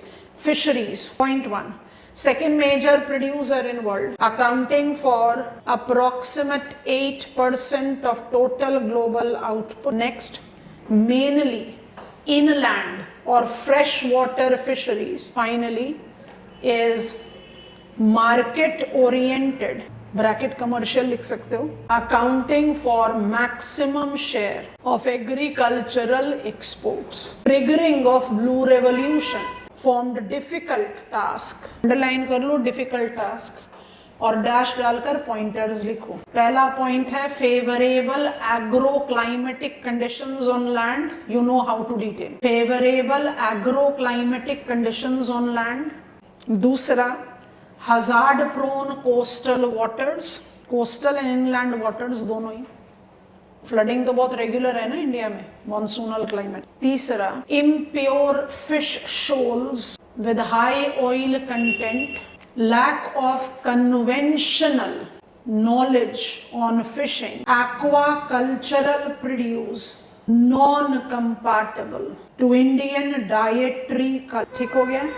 Next pointer बनाएंगे genesis, Fish Farmers Development Agency FFDA under National Fish Development Board mobilize farmers synergetic programs, underline करना farmers synergetic programs since early 80s including, list करो, farmers training, bracket में लिखेंगे largely landless farmer, farmers training bracket में जरूर आएगा largely landless farmers to aquacultural practices. Number 2 आएगा providing fishing equipments, bracket में चाहिए तो लिख लो boats, nets.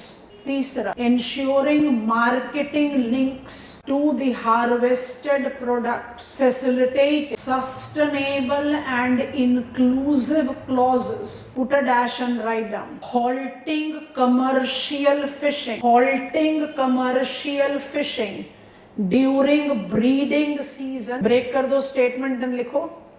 Providing alternative activities for community kitchens to sustain fish farmers. This block is done. Next block, blue revolution, underline करो. Point 1 बनाएंगे.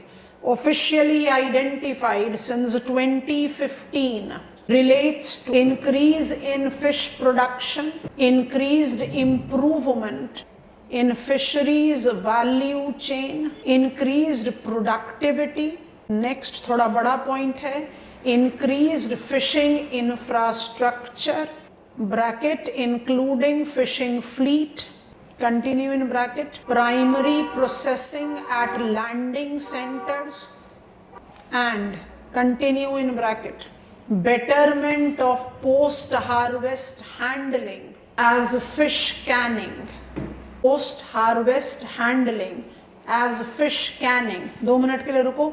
Primary processing में ही आएंगे दोनों की सेकेंडरी लिखना पड़ेगा. कोल्ड स्टोरेज लिखा है और फिश कैनिंग लिखा है. प्राइमरी में लिखेंगे, सेकेंडरी में लिख देंगे. प्राइमरी में 2 ही आएंगे ना, एक तो कोल्ड स्टोरेज आएगा और एक पैकेजिंग आएगा. अगर पैकेजिंग आप ऐसे कर दो कि कोल्ड स्टोरेज अवेलेबल ना हो तब भी आप शेल्फ लाइफ बढ़ा सको, इसको प्राइमरी बोलते हैं. अब लास्ट पॉइंट लिखेंगे, increase in modern fishing practices. Increase in modern fishing practices. Fish farmers development agency ने जो काम किया कब से, लेट 1980 से लेकर, उसी ने ट्रिगर कर दिया ब्लू रेवोल्यूशन. ब्लू रेवोल्यूशन आप 1.0 एंड 2.0 नहीं करते तो इसलिए ब्लू रेवोल्यूशन करके लिख रहे हैं. ऑफिशियली ब्लू रेवोल्यूशन को 2015 से डिमार्केट करते. तो ब्लू रेवोल्यूशन का मतलब क्या है? आपने 5-6 पॉइंट लिखे हैं, मेरे ख्याल से बड़े एविडेंट से पॉइंट है वो. आपने फिश प्रोडक्शन बढ़ाया, प्रोडक्टिविटी बढ़ाया, साइंटिफिक टेक्निक बढ़ाया. You have enhanced on infrastructure of fishing. Enhancement of infrastructure of fishing में क्या होगा? फ्लीट की कैपेसिटी, क्वांटिटी भी बढ़ी, क्वालिटी भी बढ़ी. You are having much favourable availability of landing centre. Landing क्यों बोलते हैं? एक्वाकल्चर में बता चुके हैं हमने आपको ओशियानोग्राफी में fishing grounds of the world बताया था. लैंडिंग क्या हुआ भाई, पानी से लैंड पर ही तो आओगे. तो जितने लैंडिंग सेंटर्स हैं वहां पर आपके प्राइमरी प्रोसेसिंग सेंटर्स हों, दोनों तरीके का. एक कोल्ड स्टोरेज अवेलेबल हो और दूसरा फिश कैनिंग की mobilisation and modern fishing techniques को अप्लाई करें, whether it is in relation to the fishing nets utilise और there is the mobilisation of more swifter connectivity to the marketing trend. तो ये सारी चीजें ओवरनाइट तो develop नहीं हुई थी. इसका बैकग्राउंड कहाँ हुआ? Fish farmers development agency. But there are still massive gaps. Second next block बनाएंगे, गैप्स इन ब्लू रेवोल्यूशन. उसी को आप केटर कर रहे हो as the present programmes and policies. Gaps. In spite of convincing development, wide spectrum of recognized gaps existing in blue revolution have been addressed as under. ये तो definitely most prominent है तो यहीं से शुरू किया जाए, बाकी सब सेकेंडरी हो जाते हैं. नंबर 1, प्रधानमंत्री मत्स्य संपदा योजना. अंडरलाइन करो, डैश डालो. Mobilised since 2020. It incorporate multiple objectives. Underline objectives and list it. Number 1 is enhancement of modern infrastructure and cold chain.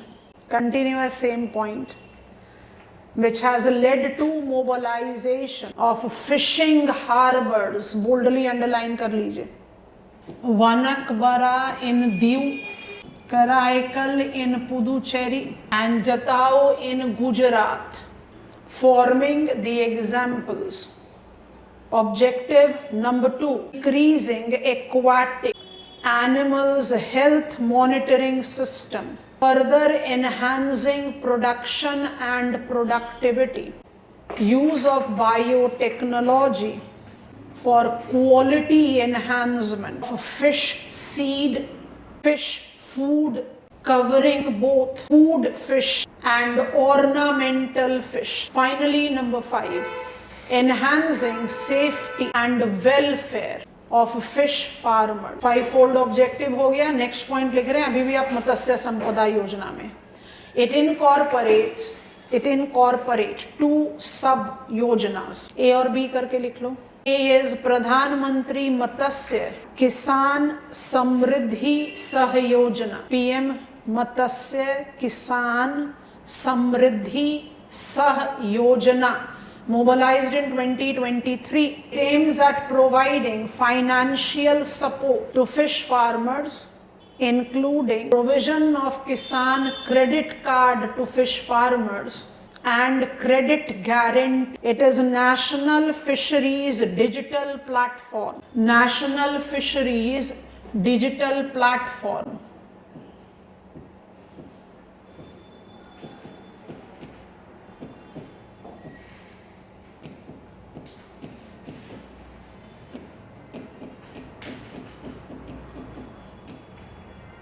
Dash डाल के लिख लो. I think it makes very ready sense. It's the digital dashboard, transparency, accountability in the mobilised financial support. Programme number 2, it is fisheries और aquaculture infrastructure development fund. Infrastructure development fund है. इनका introduction लिख लो. Aims at enhancing commerciality to the sector involving provisions of. दो चीजें लिख रहे हो, अलग अलग करके लिख लो. Fisheries clusters including organic fishing clusters as in Sikkim and Meghalaya. Dash and write down. 34 such clusters are getting developed. दूसरा पॉइंट लिख लो. Development of aqua parks in the lines of food parks. बात समझ में आ रहा है? Involving processing potentials. Finally number 3, enhancement of sustainability in aquaculture. आप बोलोगे वो तो हमने कर ही लिया, हम तो कमर्शियल फिशिंग को रोक ही देते हैं during the breeding season. But Matsya Sampada या the mobilisation that has been correlated with carrying forward addressing the gaps. यहाँ पर कुछ इंपॉर्टेंट फैक्टर्स हैं जिसको आप एसोसिएट करते हैं. तो सस्टेनेबिलिटी क्लॉजेस डैश डाल के लिखो. 2 चीजें लिख रहे हैं. One is recirculatory aquatic system.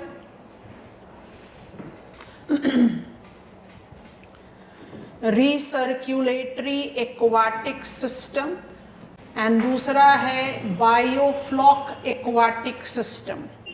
दोनों क्या है? साइक्लिक इकोनॉमी का एग्जाम्पल है. आप रीसर्क्यूलेटिंग में तो अपने आप ही समझ में आ रहा है क्या कर रहे हो. एक्वाकल्चरल एरियाज में जो भी पानी है आप उसी पानी को रिसाइकिल कर रहे हैं ताकि आप वाटर वेस्टेज को मिनिमाइज कर सकें and you are facilitating the pollution abatement. क्योंकि bio accumulation and bio magnification is a big challenge when it comes on to the quality. क्योंकि आप एक्वाटिक एनिमल हेल्थ को भी तो टारगेट कर रहे हो ना, गैप को एड्रेस करने में जो आपको 5-fold ऑब्जेक्टिव लिखवा है. तो जब आप कहते हो ना रीसर्क्यूलेटिंग एक्वाटिक सिस्टम, उसके आगे डैश डाल के लिख लो वाटर का सर्क्यूलेशन. तो you are purifying the water and reutilising. दोनों सर्क्यूलर इकोनॉमी का है. तो बायोफ्लॉक उससे अलग कैसे हुआ? बायोफ्लॉक में you are basically trying to recycle the nutrient जो कि माइक्रो ऑर्गेनिजम्स इस्तेमाल करें. Micro organism, phytoplankton, zooplankton, all the neustons जिस पर इवेंचुअली आपकी फिशेस जो है वो फीड करती हैं. तो ये साइक्लिक इकोनॉमी है. Biofloc where you are attempting to recycle the availability of nutrient. And when I talk about recirculation, you are trying to enhance recycling of water. Sustainability में आपने ये दोनों क्लॉज ऐड किए. 2 मिनट के लिए जो slide आपके सामने रेडी है उसको कंसेंट्रेट करो. I cannot divide blue revolution in generations, but how I have constructed the details. कोशिश तो करी कि एक्वाकल्चर को मेन स्ट्रीम कर लिया जाए 70s में ही, बट कर नहीं पाए। उसका रीजन जज किया। फिर एक्वाकल्चर को मेन स्ट्रीम कर कैसे पाए? फिश फार्मर्स डेवलपमेंट एजेंसी के मल्टीपल फार्मर सिनर्जेटिक अप्रोच से। उसी के डोमेन में 2015 में हमने ब्लू रेवोल्यूशन ट्रिगर किया। की टेकवेज तो शुरू में ही लिख लिया था। अगर आज हम वर्ल्ड के second major producer of aquacultural producer हैं, अच्छा सेकेंड मेजर होने पर मिल्क में सेकेंड मेजर लिखकर बोल दिया था 1/4 प्रोड्यूस कर रहे हैं, यहाँ पर सेकेंड मेजर लिखने पर भी लिख रहे हैं 8% कर रहे हैं, 8 से 10%, 8% to be very precise value. क्यों? क्योंकि फिश प्रोडक्शन वर्ल्ड में बड़े बहुत ब्रॉडर स्केल पर है। आपने फिश प्रोडक्शन प्रोडक्टिविटी में एनहांसमेंट किया, कोई डिनाइल नहीं है। फिश फार्मर्स की इनकम जनरेशन को एनहांस किया, फिश इंफ्रास्ट्रक्चर डेवलप किया, सस्टेनेबिलिटी मोबिलाइज की, सब कुछ परफेक्ट है। लेकिन there are still gaps and these are the gaps that we are willing to target under these 3। Nodal by default प्रधानमंत्री मत्स्य संपदा है, जिसके सब स्कीम में मत्स्य समृद्धि सम योजना, तो जो फिश फार्मर्स हैं उनकी समृद्धि को देखना। और उसी के डोमेन पर आप बात करते हो फिशरी डिजिटल, तो आपने फिश फार्मर्स को एंटाइटलमेंट दे दिया, क्रेडिट गारंटी, क्रेडिट कार्ड। तो हमने जब किसान क्रेडिट कार्ड के बारे में बात किया तो वी हैव टेकन अपना ऋण पोर्टल। तो ऋण पोर्टल की जरूरत क्यों पड़ेगी? ताकि आप इजी सेटलमेंट करें ना अपनी पेमेंट का। उसके लिए ये भी चाहिए किसको कौन सा क्रेडिट दिया जा रहा है, कहीं ना ट्रांसपेरेंसी एंड अकाउंटेबिलिटी तो चाहिए। तो ये तो नोडल हो गया। और उसके अलावा जब आप एक्वा इंफ्रास्ट्रक्चर डेवलपमेंट कह रहे हैं तो you are saying we want to develop fishing clusters and we want to develop aqua parks. Fishing clusters क्या है? आप बस उसको ऑफिशियली रिकॉग्नाइज कर रहे हो। एनडीडीबी का डोमेन पकड़ो, आप एक एक खेत को प्राइमरी विलेज कोऑपरेटिव सोसाइटी में जोड़ रहे हो, एक एक हाउस होल्ड को। एक विलेज में 100 हाउस होल्ड है, आपने उनको कंबाइन कर दिया, या आपने 2-3 विलेज को कंबाइन करके प्राइमरी विलेज कोऑपरेटिव सोसाइटी बनाई। आप उसको एक्वाकल्चर में डालो, वो क्या बनेगा? Fishing clusters. ताकि आप टारगेट कर पाओ, ये एरिया में काम हो चुका, आप दूसरे एरिया में जाना है। As of today 34 such clusters are being mobilized, जिसमें एब्सोल्यूट ऑर्गेनिक सिक्किम और मेघालय इंक्लूडेड है। और एक्वा पार्क्स क्या है? वो क्लस्टर से अलग कैसे है? एक्वा पार्क्स में आप प्राइमरी सेकेंडरी प्रोसेसिंग को भी साथ में टारगेट करें। तो you are mobilizing infrastructure development fund in decentralization, enhancing perishable loss containment and value addition retention. और जो फाइनल हमने लिया सस्टेनेबिलिटी, ये भाई साइक्लिक इकोनॉमी को ट्रिगर करना। हम बाय डिफॉल्ट बहुत successfully fish farmers development agency के इनिशिएटिव से जज कर रहे हैं कि सस्टेनेबिलिटी में भाई वाटर पोल्यूशन अबेटमेंट करना है, वो तो कब होगा नहीं पता। लेकिन जब ब्रीडिंग सीजन हो तब आप कमर्शियल फिशिंग को रोक रहे हो तो ऑलरेडी सस्टेनेबल क्लॉज है। उसके अलावा क्या कर सकते हैं? उसके अलावा हम रिसाइकलिंग कर रहे हैं। तो जब रिसर्क्यूलेटिंग एक्वाटिक सिस्टम बोलते हो तो वाटर का सर्क्यूलेशन कर रहे हो, और biofloc is that circulation of the nutrient which will facilitate the life support system of fishes to thrive. Aquatic ecosystem आप जानते हो, phytoplankton, zooplankton, smaller fishes, bigger fishes. This is blue revolution for us. अब हम जा रहे हैं poultry पर। Poultry कौन कौन से कलर ऑफ रेवोल्यूशन के साथ फिट इन करती है? व्हाइट नहीं, सिल्वर। व्हाइट तो मिल्क गया ना, silver eggs and pink flash. Pink revolution meat के साथ जा रहा है, तो मीट के लिए गोट भी आ जाएगा, मीट के लिए शीप भी आ जाएगा, पर मीट के लिए चिकन और हेन भी आएंगे। अच्छा, हमारा पोल्ट्री सेक्टर जो है, जिसको कहते हैं ना countries poultry, backyard poultry, central poultry development organisation एक one of the oldest development organisation है कंट्री का। इसका ऑफिशियल फंक्शनिंग 1948 से ट्रेस किया जाता है, बिल्कुल वैसे ही सेंट्रल सिल्क बोर्ड का भी। पोल्ट्री कल्चर हमारे कंट्री में एक कन्वेंशनल सेक्टर रहा है, इसलिए आपको एडवाइस किया था आज क्लास के शुरू में कि अगर मुझे आंसर लिखना है agricultural diversification as the outcome of generation 1 green revolution, तो पोल्ट्री को अवॉइड कर देना, क्योंकि पोल्ट्री की genesis as a strong sector has not been after green revolution, conventional है। बट पोल्ट्री अपने आप को बहुत मेजरली मॉडिफाई करने में सक्सेसफुल जरूर हुआ है। When I take poultry, it has changed itself from unorganized ad hoc sector to organized commercial sector। और ये ट्रांजिशन में जो पोल्ट्री प्रोडक्ट्स हैं उनको तो हम बाय डिफॉल्ट कैटेगराइज करते हैं, but there is also the demarcation of poultry के फ्लॉक की डाइवर्सिटी। हमारे दिमाग में जैसे ही पोल्ट्री आता है, अभी हमने आपको बताया भी, हम दिमाग में ले आते हैं chicken and hen, largely reared for their meat and the eggs, and that is the reason poultry को कन्वेंशनली किसके साथ रिलेट किया जाता है? Silver revolution. We are one of the leading producers of eggs in world and consistently among the top 5। और जब आप meet की बात कर रहे हो तो yes, it's the flash that we are producing which is also significant forex earner for Indian agriculture, though we are not a very major player when it comes on to the chicken and hen. But of late, जब हम इसको कहना ad hoc से organized, as absolutely unplanned, random से commercial, subsistence से commercial, तो आज हमारे poultry sector में chicken है, hen है, ducks हैं, geese है, domestic fowl है, turkeys है। आपने diversify कर दिया flock को, फायदा क्या हुआ? ऐसे सोच कर देखो। ऑफ कोर्स ये थोड़ा पुराना बात है, रिसेंट टाइम्स में थैंकफुली हमारे पास कोई एक ऐसा major incidence of bird flu नहीं आया, क्योंकि अगर बर्ड फ्लू हो जाए, कौन से फार्मर्स हैं जो पोल्ट्री में एंगेज होंगे? जब सेंट्रल पोल्ट्री डेवलपमेंट ऑर्गेनाइजेशन ने मोबिलाइज किया पोल्ट्री सेक्टर को from unorganized ad hoc to organized and commercial, तो टारगेट किसको किया गया? लैंडलेस लेबरर्स को।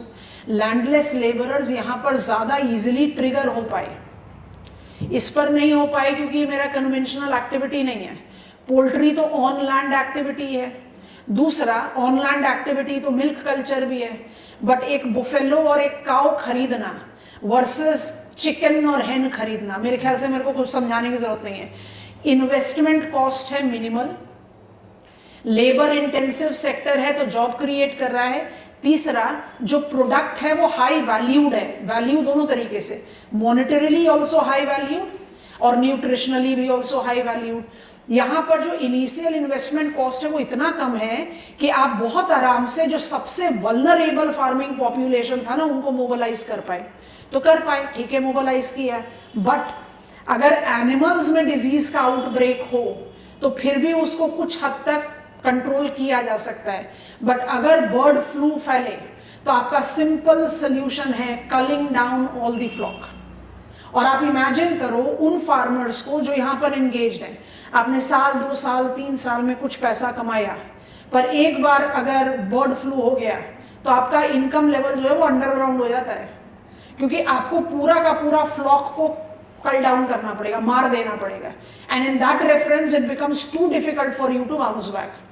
तो जो ये bird flu, influenza, that has been a major havoc to the transition from ad hoc subsistence unorganized to organized commercial was a big challenge।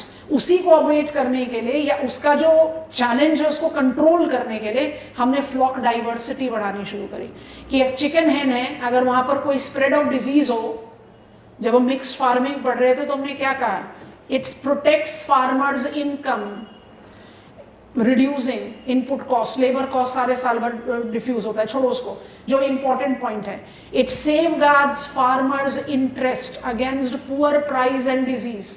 वो चीज सोचो, फ्लॉक डाइवर्सिफिकेशन करके हमने क्या कर दिया, we safeguarded farmers interest against disease, क्योंकि chicken hen पर अगर फैलेगा तो टर्की गीज तो आपके पास है ना to rely back on that kind of domain.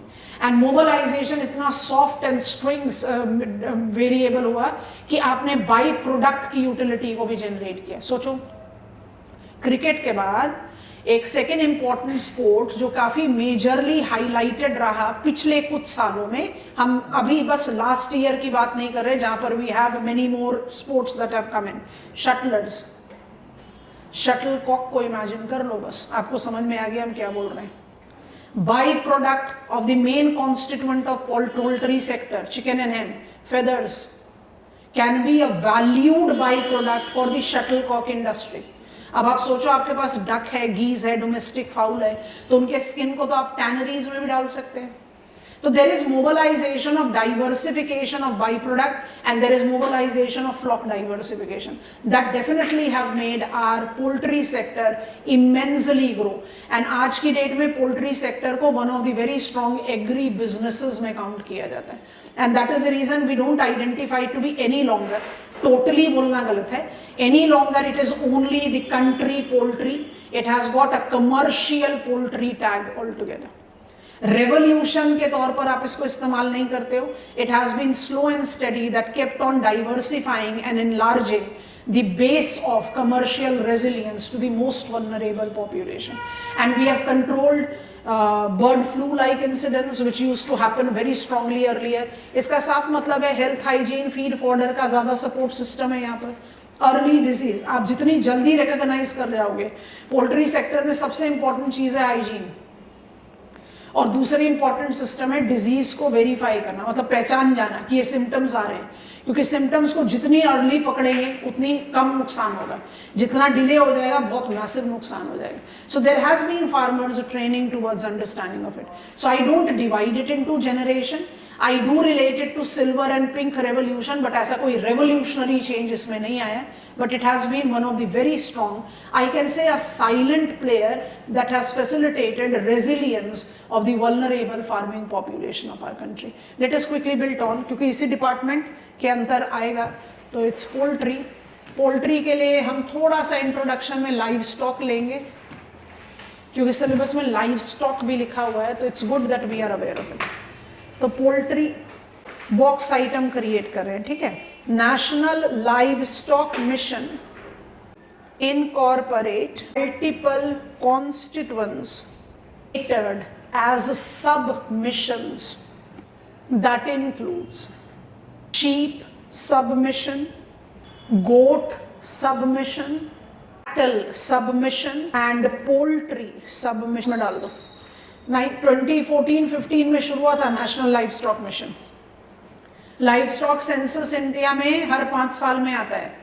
हमारे पास 2019 का डेटा है और 2025 का live stock census is underway. ठीक है, तो लाइव स्टॉक सेंसस जो अंडरवे है उसके बारे में तो अभी हमारे पास डेटा नहीं है. अगर हम आपको एक न्यूज़पेपर क्लिपिंग दिखाएं 2019 का है तो वो पुराना हो गया, जब तक नया नहीं आता तब तक आप इसका रेफरेंस ले सकते हो, but it is definitely older one. 5 साल में आता है live stock census. Let me just connect. Live stock में इंडिया में कौन कौन से कॉन्स्टिट्यूएंट्स को हाई प्रायोरिटी दिया जाता है उसी को रेफर करने के लिए हमने आपको बता दिया. शीप कंपोनेंट है, गोट कंपोनेंट है, कैटल कंपोनेंट है एंड पोल्ट्री है. अब ये जो है मेरा न्यूज़पेपर क्लिपिंग है जो आ रहा है 2019, ठीक है. अब इसमें देखें शीप, ज़्यादा कुछ चेंज नहीं आना, बट फिर भी अगर आप इसको देखेंगे ध्यान से तो sheep is mainly bred for their wool. हमने वहाँ लिखा हुआ है नॉन अपैरल ग्रेड. इसको बताएंगे आपको रूरल सेक्टर में. हम टेक्सटाइल में cotton textile, silk textile, jute textile, अब मैन मेड फाइबर सब में लीडिंग प्लेयर है. वुलन टेक्सटाइल में नहीं. ना तो इंडिया अपैरल ग्रेड वूल प्रोड्यूस कर रहा है, ना इंडिया मार्केट है फॉर वुलन गारमेंट्स. आप खुद सोच कर देखो कि पहाड़ी इलाकों को छोड़ दें तो ठंड है 1-1.5 महीने की, and we can go with minimal of the woolen garments. It is not required throughout the year, जैसा मुझे कॉटन चाहिए. तो in that context neither we are market nor we are producing. इसमें बस एक एक्सेप्शन है Pashmina, which is very high grade wool. अब जो शीप रियरिंग है उसका चेंज 2019-2012 का कंपैरिजन अब हम वेट कर रहे हैं 2025 हमारे पास आया भी आया नहीं. तो जो आप एक इसमें एक जनरल पैटर्न को विजुअलाइज कर सकते हो बॉक्स को क्लोज करने से पहले. तेलंगाना, आंध्र प्रदेश, कर्नाटका, मतलब शीप में आपका डोमिनेंट प्लेयर जो है वो सदर्न स्टेट है. माइंडसेट क्या कहता है, शीप और गोट तो जाता है लद्दाख में, जम्मू कश्मीर में, पर वहां जा रहा है हमारा पश्मीना. हम लार्जली इसको रियर कर रहे हैं for wool, but it is also consumed और रियर्ड फॉर मीट. तो आप इसको भी पिंक रेवोल्यूशन में डाल सकते हो. तो आप इस स्लाइड से 2 इंफॉर्मेशन को फटाफट से कॉपी डाउन कर लो. Non apparel grade wool barring the exception of Pashmina and southern states majorly Telangana, Andhra Pradesh, Karnataka are the major producers of sheep. reared for wool and also meat. तो sheep submission का काम हो जाएगा और increase है population में. And we definitely can take up the reference of continuity. अभी data awaited है. लीड ले लेते हैं ताकि हमारे नॉलेज में बाकी लाइव स्टॉक भी आ जाए, ऐसा ना हो कि हमने बाकी लाइव स्टॉक को छोड़ दिया. डेटा पुराना है, 2025 live stock census is awaited. तो जैसे ही आ जाएगा आप इसी कंटेक्स्ट में उसका डेटा ऐड कर लेंगे. ठीक है, we have triggered, census begin हो चुका है. वो शीप में आप गए सदर्न स्टेट्स में डोमिनेंटली, चौथे नंबर पर आओगे तो राजस्थान आ गया, लेकिन मेजरली सदर्न स्टेट. ठीक हो गया शीप का काम. अब नेक्स्ट पकड़ लो goat. Goat is largely bred for meat and then milk. आपको पहले ही बता दिया था जब हमने बात करा था मिल्क के लिए. अब यहाँ से कौन कौन सी चीजें पकड़ोगे? पॉपुलेशन इंक्रीज यहाँ पर भी है बाय डिफॉल्ट. ये मेरे नदन पार्ट में आ रहा है, Rajasthan, West Bengal, Uttar Pradesh, top states for goat. Population में मेजर इंक्रीज है, कन्फाइनमेंट नदन स्टेट्स में. कैटल के बारे में हम सफिशिएंटली पढ़ चुके हैं तो हम वहां नहीं लेकर जा रहे हैं आपके पास. अब हम आपको नेक्स्ट स्लाइड में दिखा देते हैं चिकन, हेन, वहीं से पोल्ट्री पर आगे बढ़ जाएंगे. बस बेसिक इन्फॉर्मेशन. डेटा पुराना है, इसी में आप ऐड करोगे. जब 2025 आ जाएगा, क्लास कंटिन्यूड रही तो हम भी डेफिनेटली ऐड करेंगे. Increase consumption for chicken eggs, highest population growth, mixed bag है. तमिलनाडु, आंध्र प्रदेश, तेलंगाना, पर वेस्ट बंगाल को छोड़ ही नहीं सकते. वेस्ट बंगाल में 46% इंक्रीज ऑफ पॉपुलेशन देखा गया. ये मिक्स्ड बैग हो गया. आपने क्या किया? शीप को कैसे याद करा? सदर्न. गोट को कैसे याद करा? नदर्न. और जब आप पोल्ट्री पर आ जाओ, पोल्ट्री पर यहाँ पर आप चिकन एंड हेन को लेकर चल रहे हैं. हम बाकी फ्लॉक डाइवर्सिटी के बारे में भी बात करते हैं, हमें डिटेल्स में जाना. Bengal and Andhra shows among the biggest population increase. तो वेस्ट बंगाल है तो चौथे नंबर पर. हम आपको चौथे नंबर को राइट करने के लिए नहीं बोल रहे, बट यहाँ राइट करने के लिए बोलेंगे, क्योंकि जो 2 सेंससेस हमारे पास अवेलेबल है लाइव स्टॉक का, वेस्ट बंगाल ने सबसे मैसिव राइज दिया है. 46% ऑफ पॉपुलेशन इंक्रीज मामूली थोड़े ना. अब बॉक्स आइटम को बंद कर लो, सफिशिएंट हो गया. इतनी नॉलेज होनी चाहिए लाइव स्टॉक के रेफरेंस पर. अब चल जाते हैं पोल्ट्री पर. Central poultry development organization. Quick pointers class. Central poultry development organization. Point 1, poultry has evolved as one of the significant agricultural sector transiting from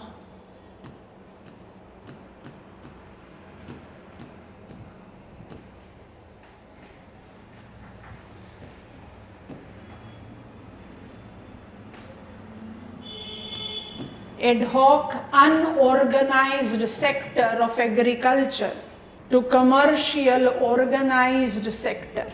Poultry incorporate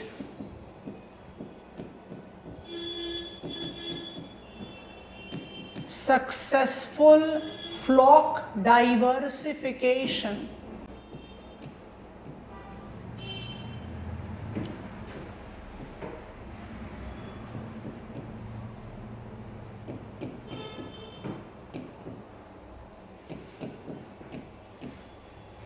including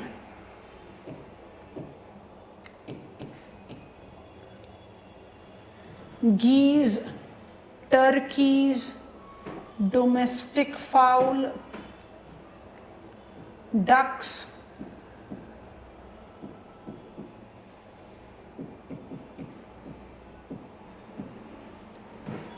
along with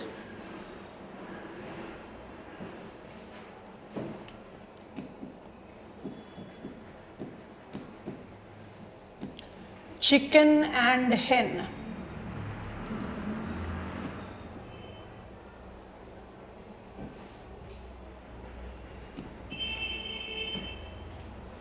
star mark pointer लिखेंगे. The conventional flock in the poultry sector, chicken and hen, incorporate, ABC कर लीजिए, आप pointers बना लीजिए.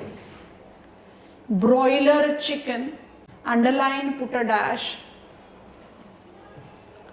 involves fast breeding of chicken for meat, B लिखें layers hens, dash डाल के लिखें ब्रेड फॉर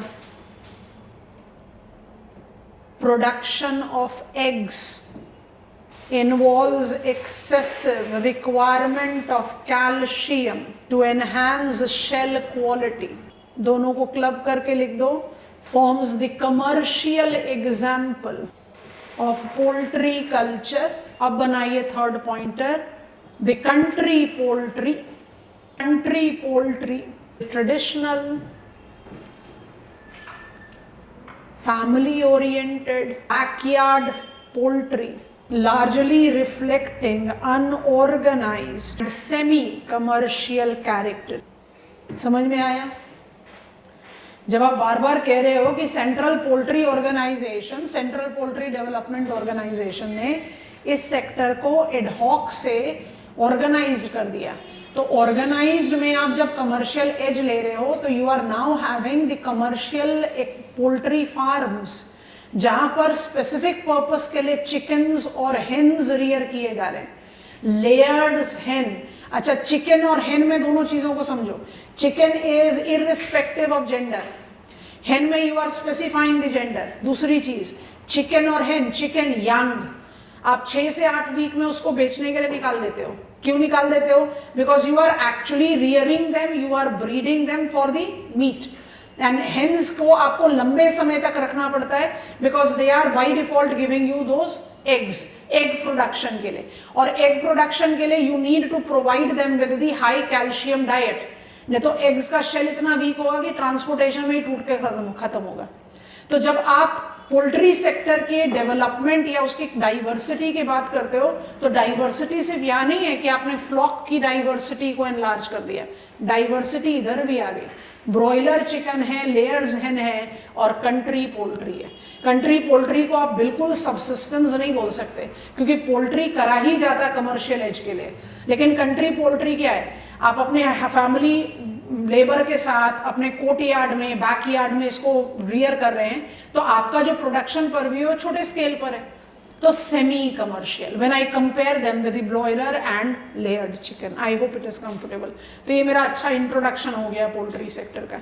इसके क्या क्या पॉजिटिव एज है, क्योंकि आप इसमें भी जज करो तो बहुत क्लियर है कि पोल्ट्री सेक्टर का जो प्रोड्यूस है वो भी तो Indian dietary slash vegetarian culture के कंपैटिबिलिटी में नहीं है, बट इतना सक्सेस है कि इंडिया में एक पैरेलल डाइटरी ट्रेंड इवॉल्व हो चुका है and it is officially recognized, eggetarian.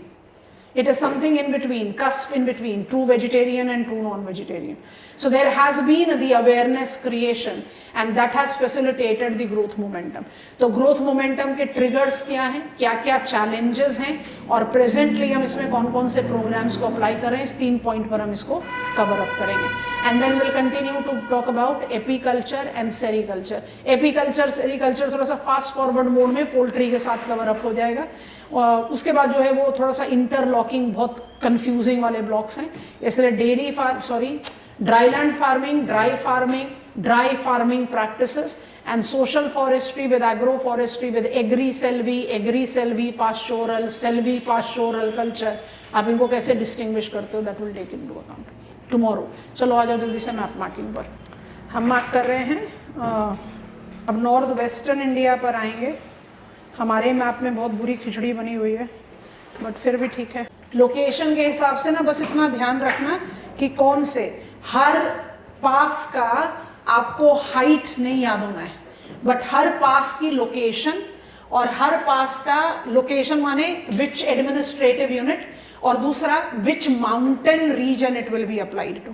हम क्या करें, बहुत थिन मार्कर से इसको हाईलाइट करते जा रहे हैं ताकि आपको पिकअप करने में आसानी हो। हम ट्रांस हिमालयाज में हैं अभी। ट्रांस हिमालयाज में 2-3 तो आपको लिखवाया भी था when we were dealing up with the content. तो सबसे बेस्ट एकदम नॉर्थ वेस्टर्न पार्ट में ये मेरा आया पहला, इसका नाम है किलिक धवन। साथ साथ मार्क कर लीजिए, हमारे स्कूल एटलस में पासेस नहीं हैं, और इनको आप अलग कलर से मार्क कर लो या कुछ लेबलिंग कर दो कि ये ट्रांस हिमालयाज में, अदरवाइज आपको लोकेशन से दिख ही रहा है। बिल्कुल बैक टू बैक मिंतका पास है। इस एरिया को हम पढ़ेंगे सकसगाम वैली जब पॉलिटिकल ज्योग्राफी में आएंगे।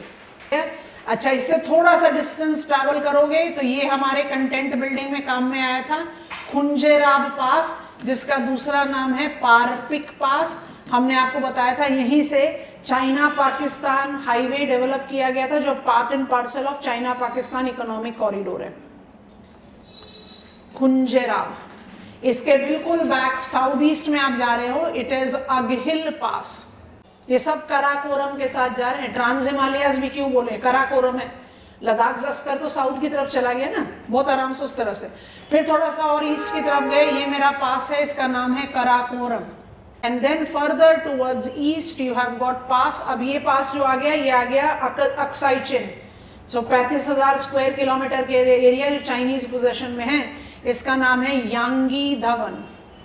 इनको तो आराम से रखो कराकोरम के साथ। अच्छा, अब इसके बाद जो थोड़ा सा साउथ की तरफ ट्रेवर्स करेंगे, अब इन पासेस को ध्यान से देखो।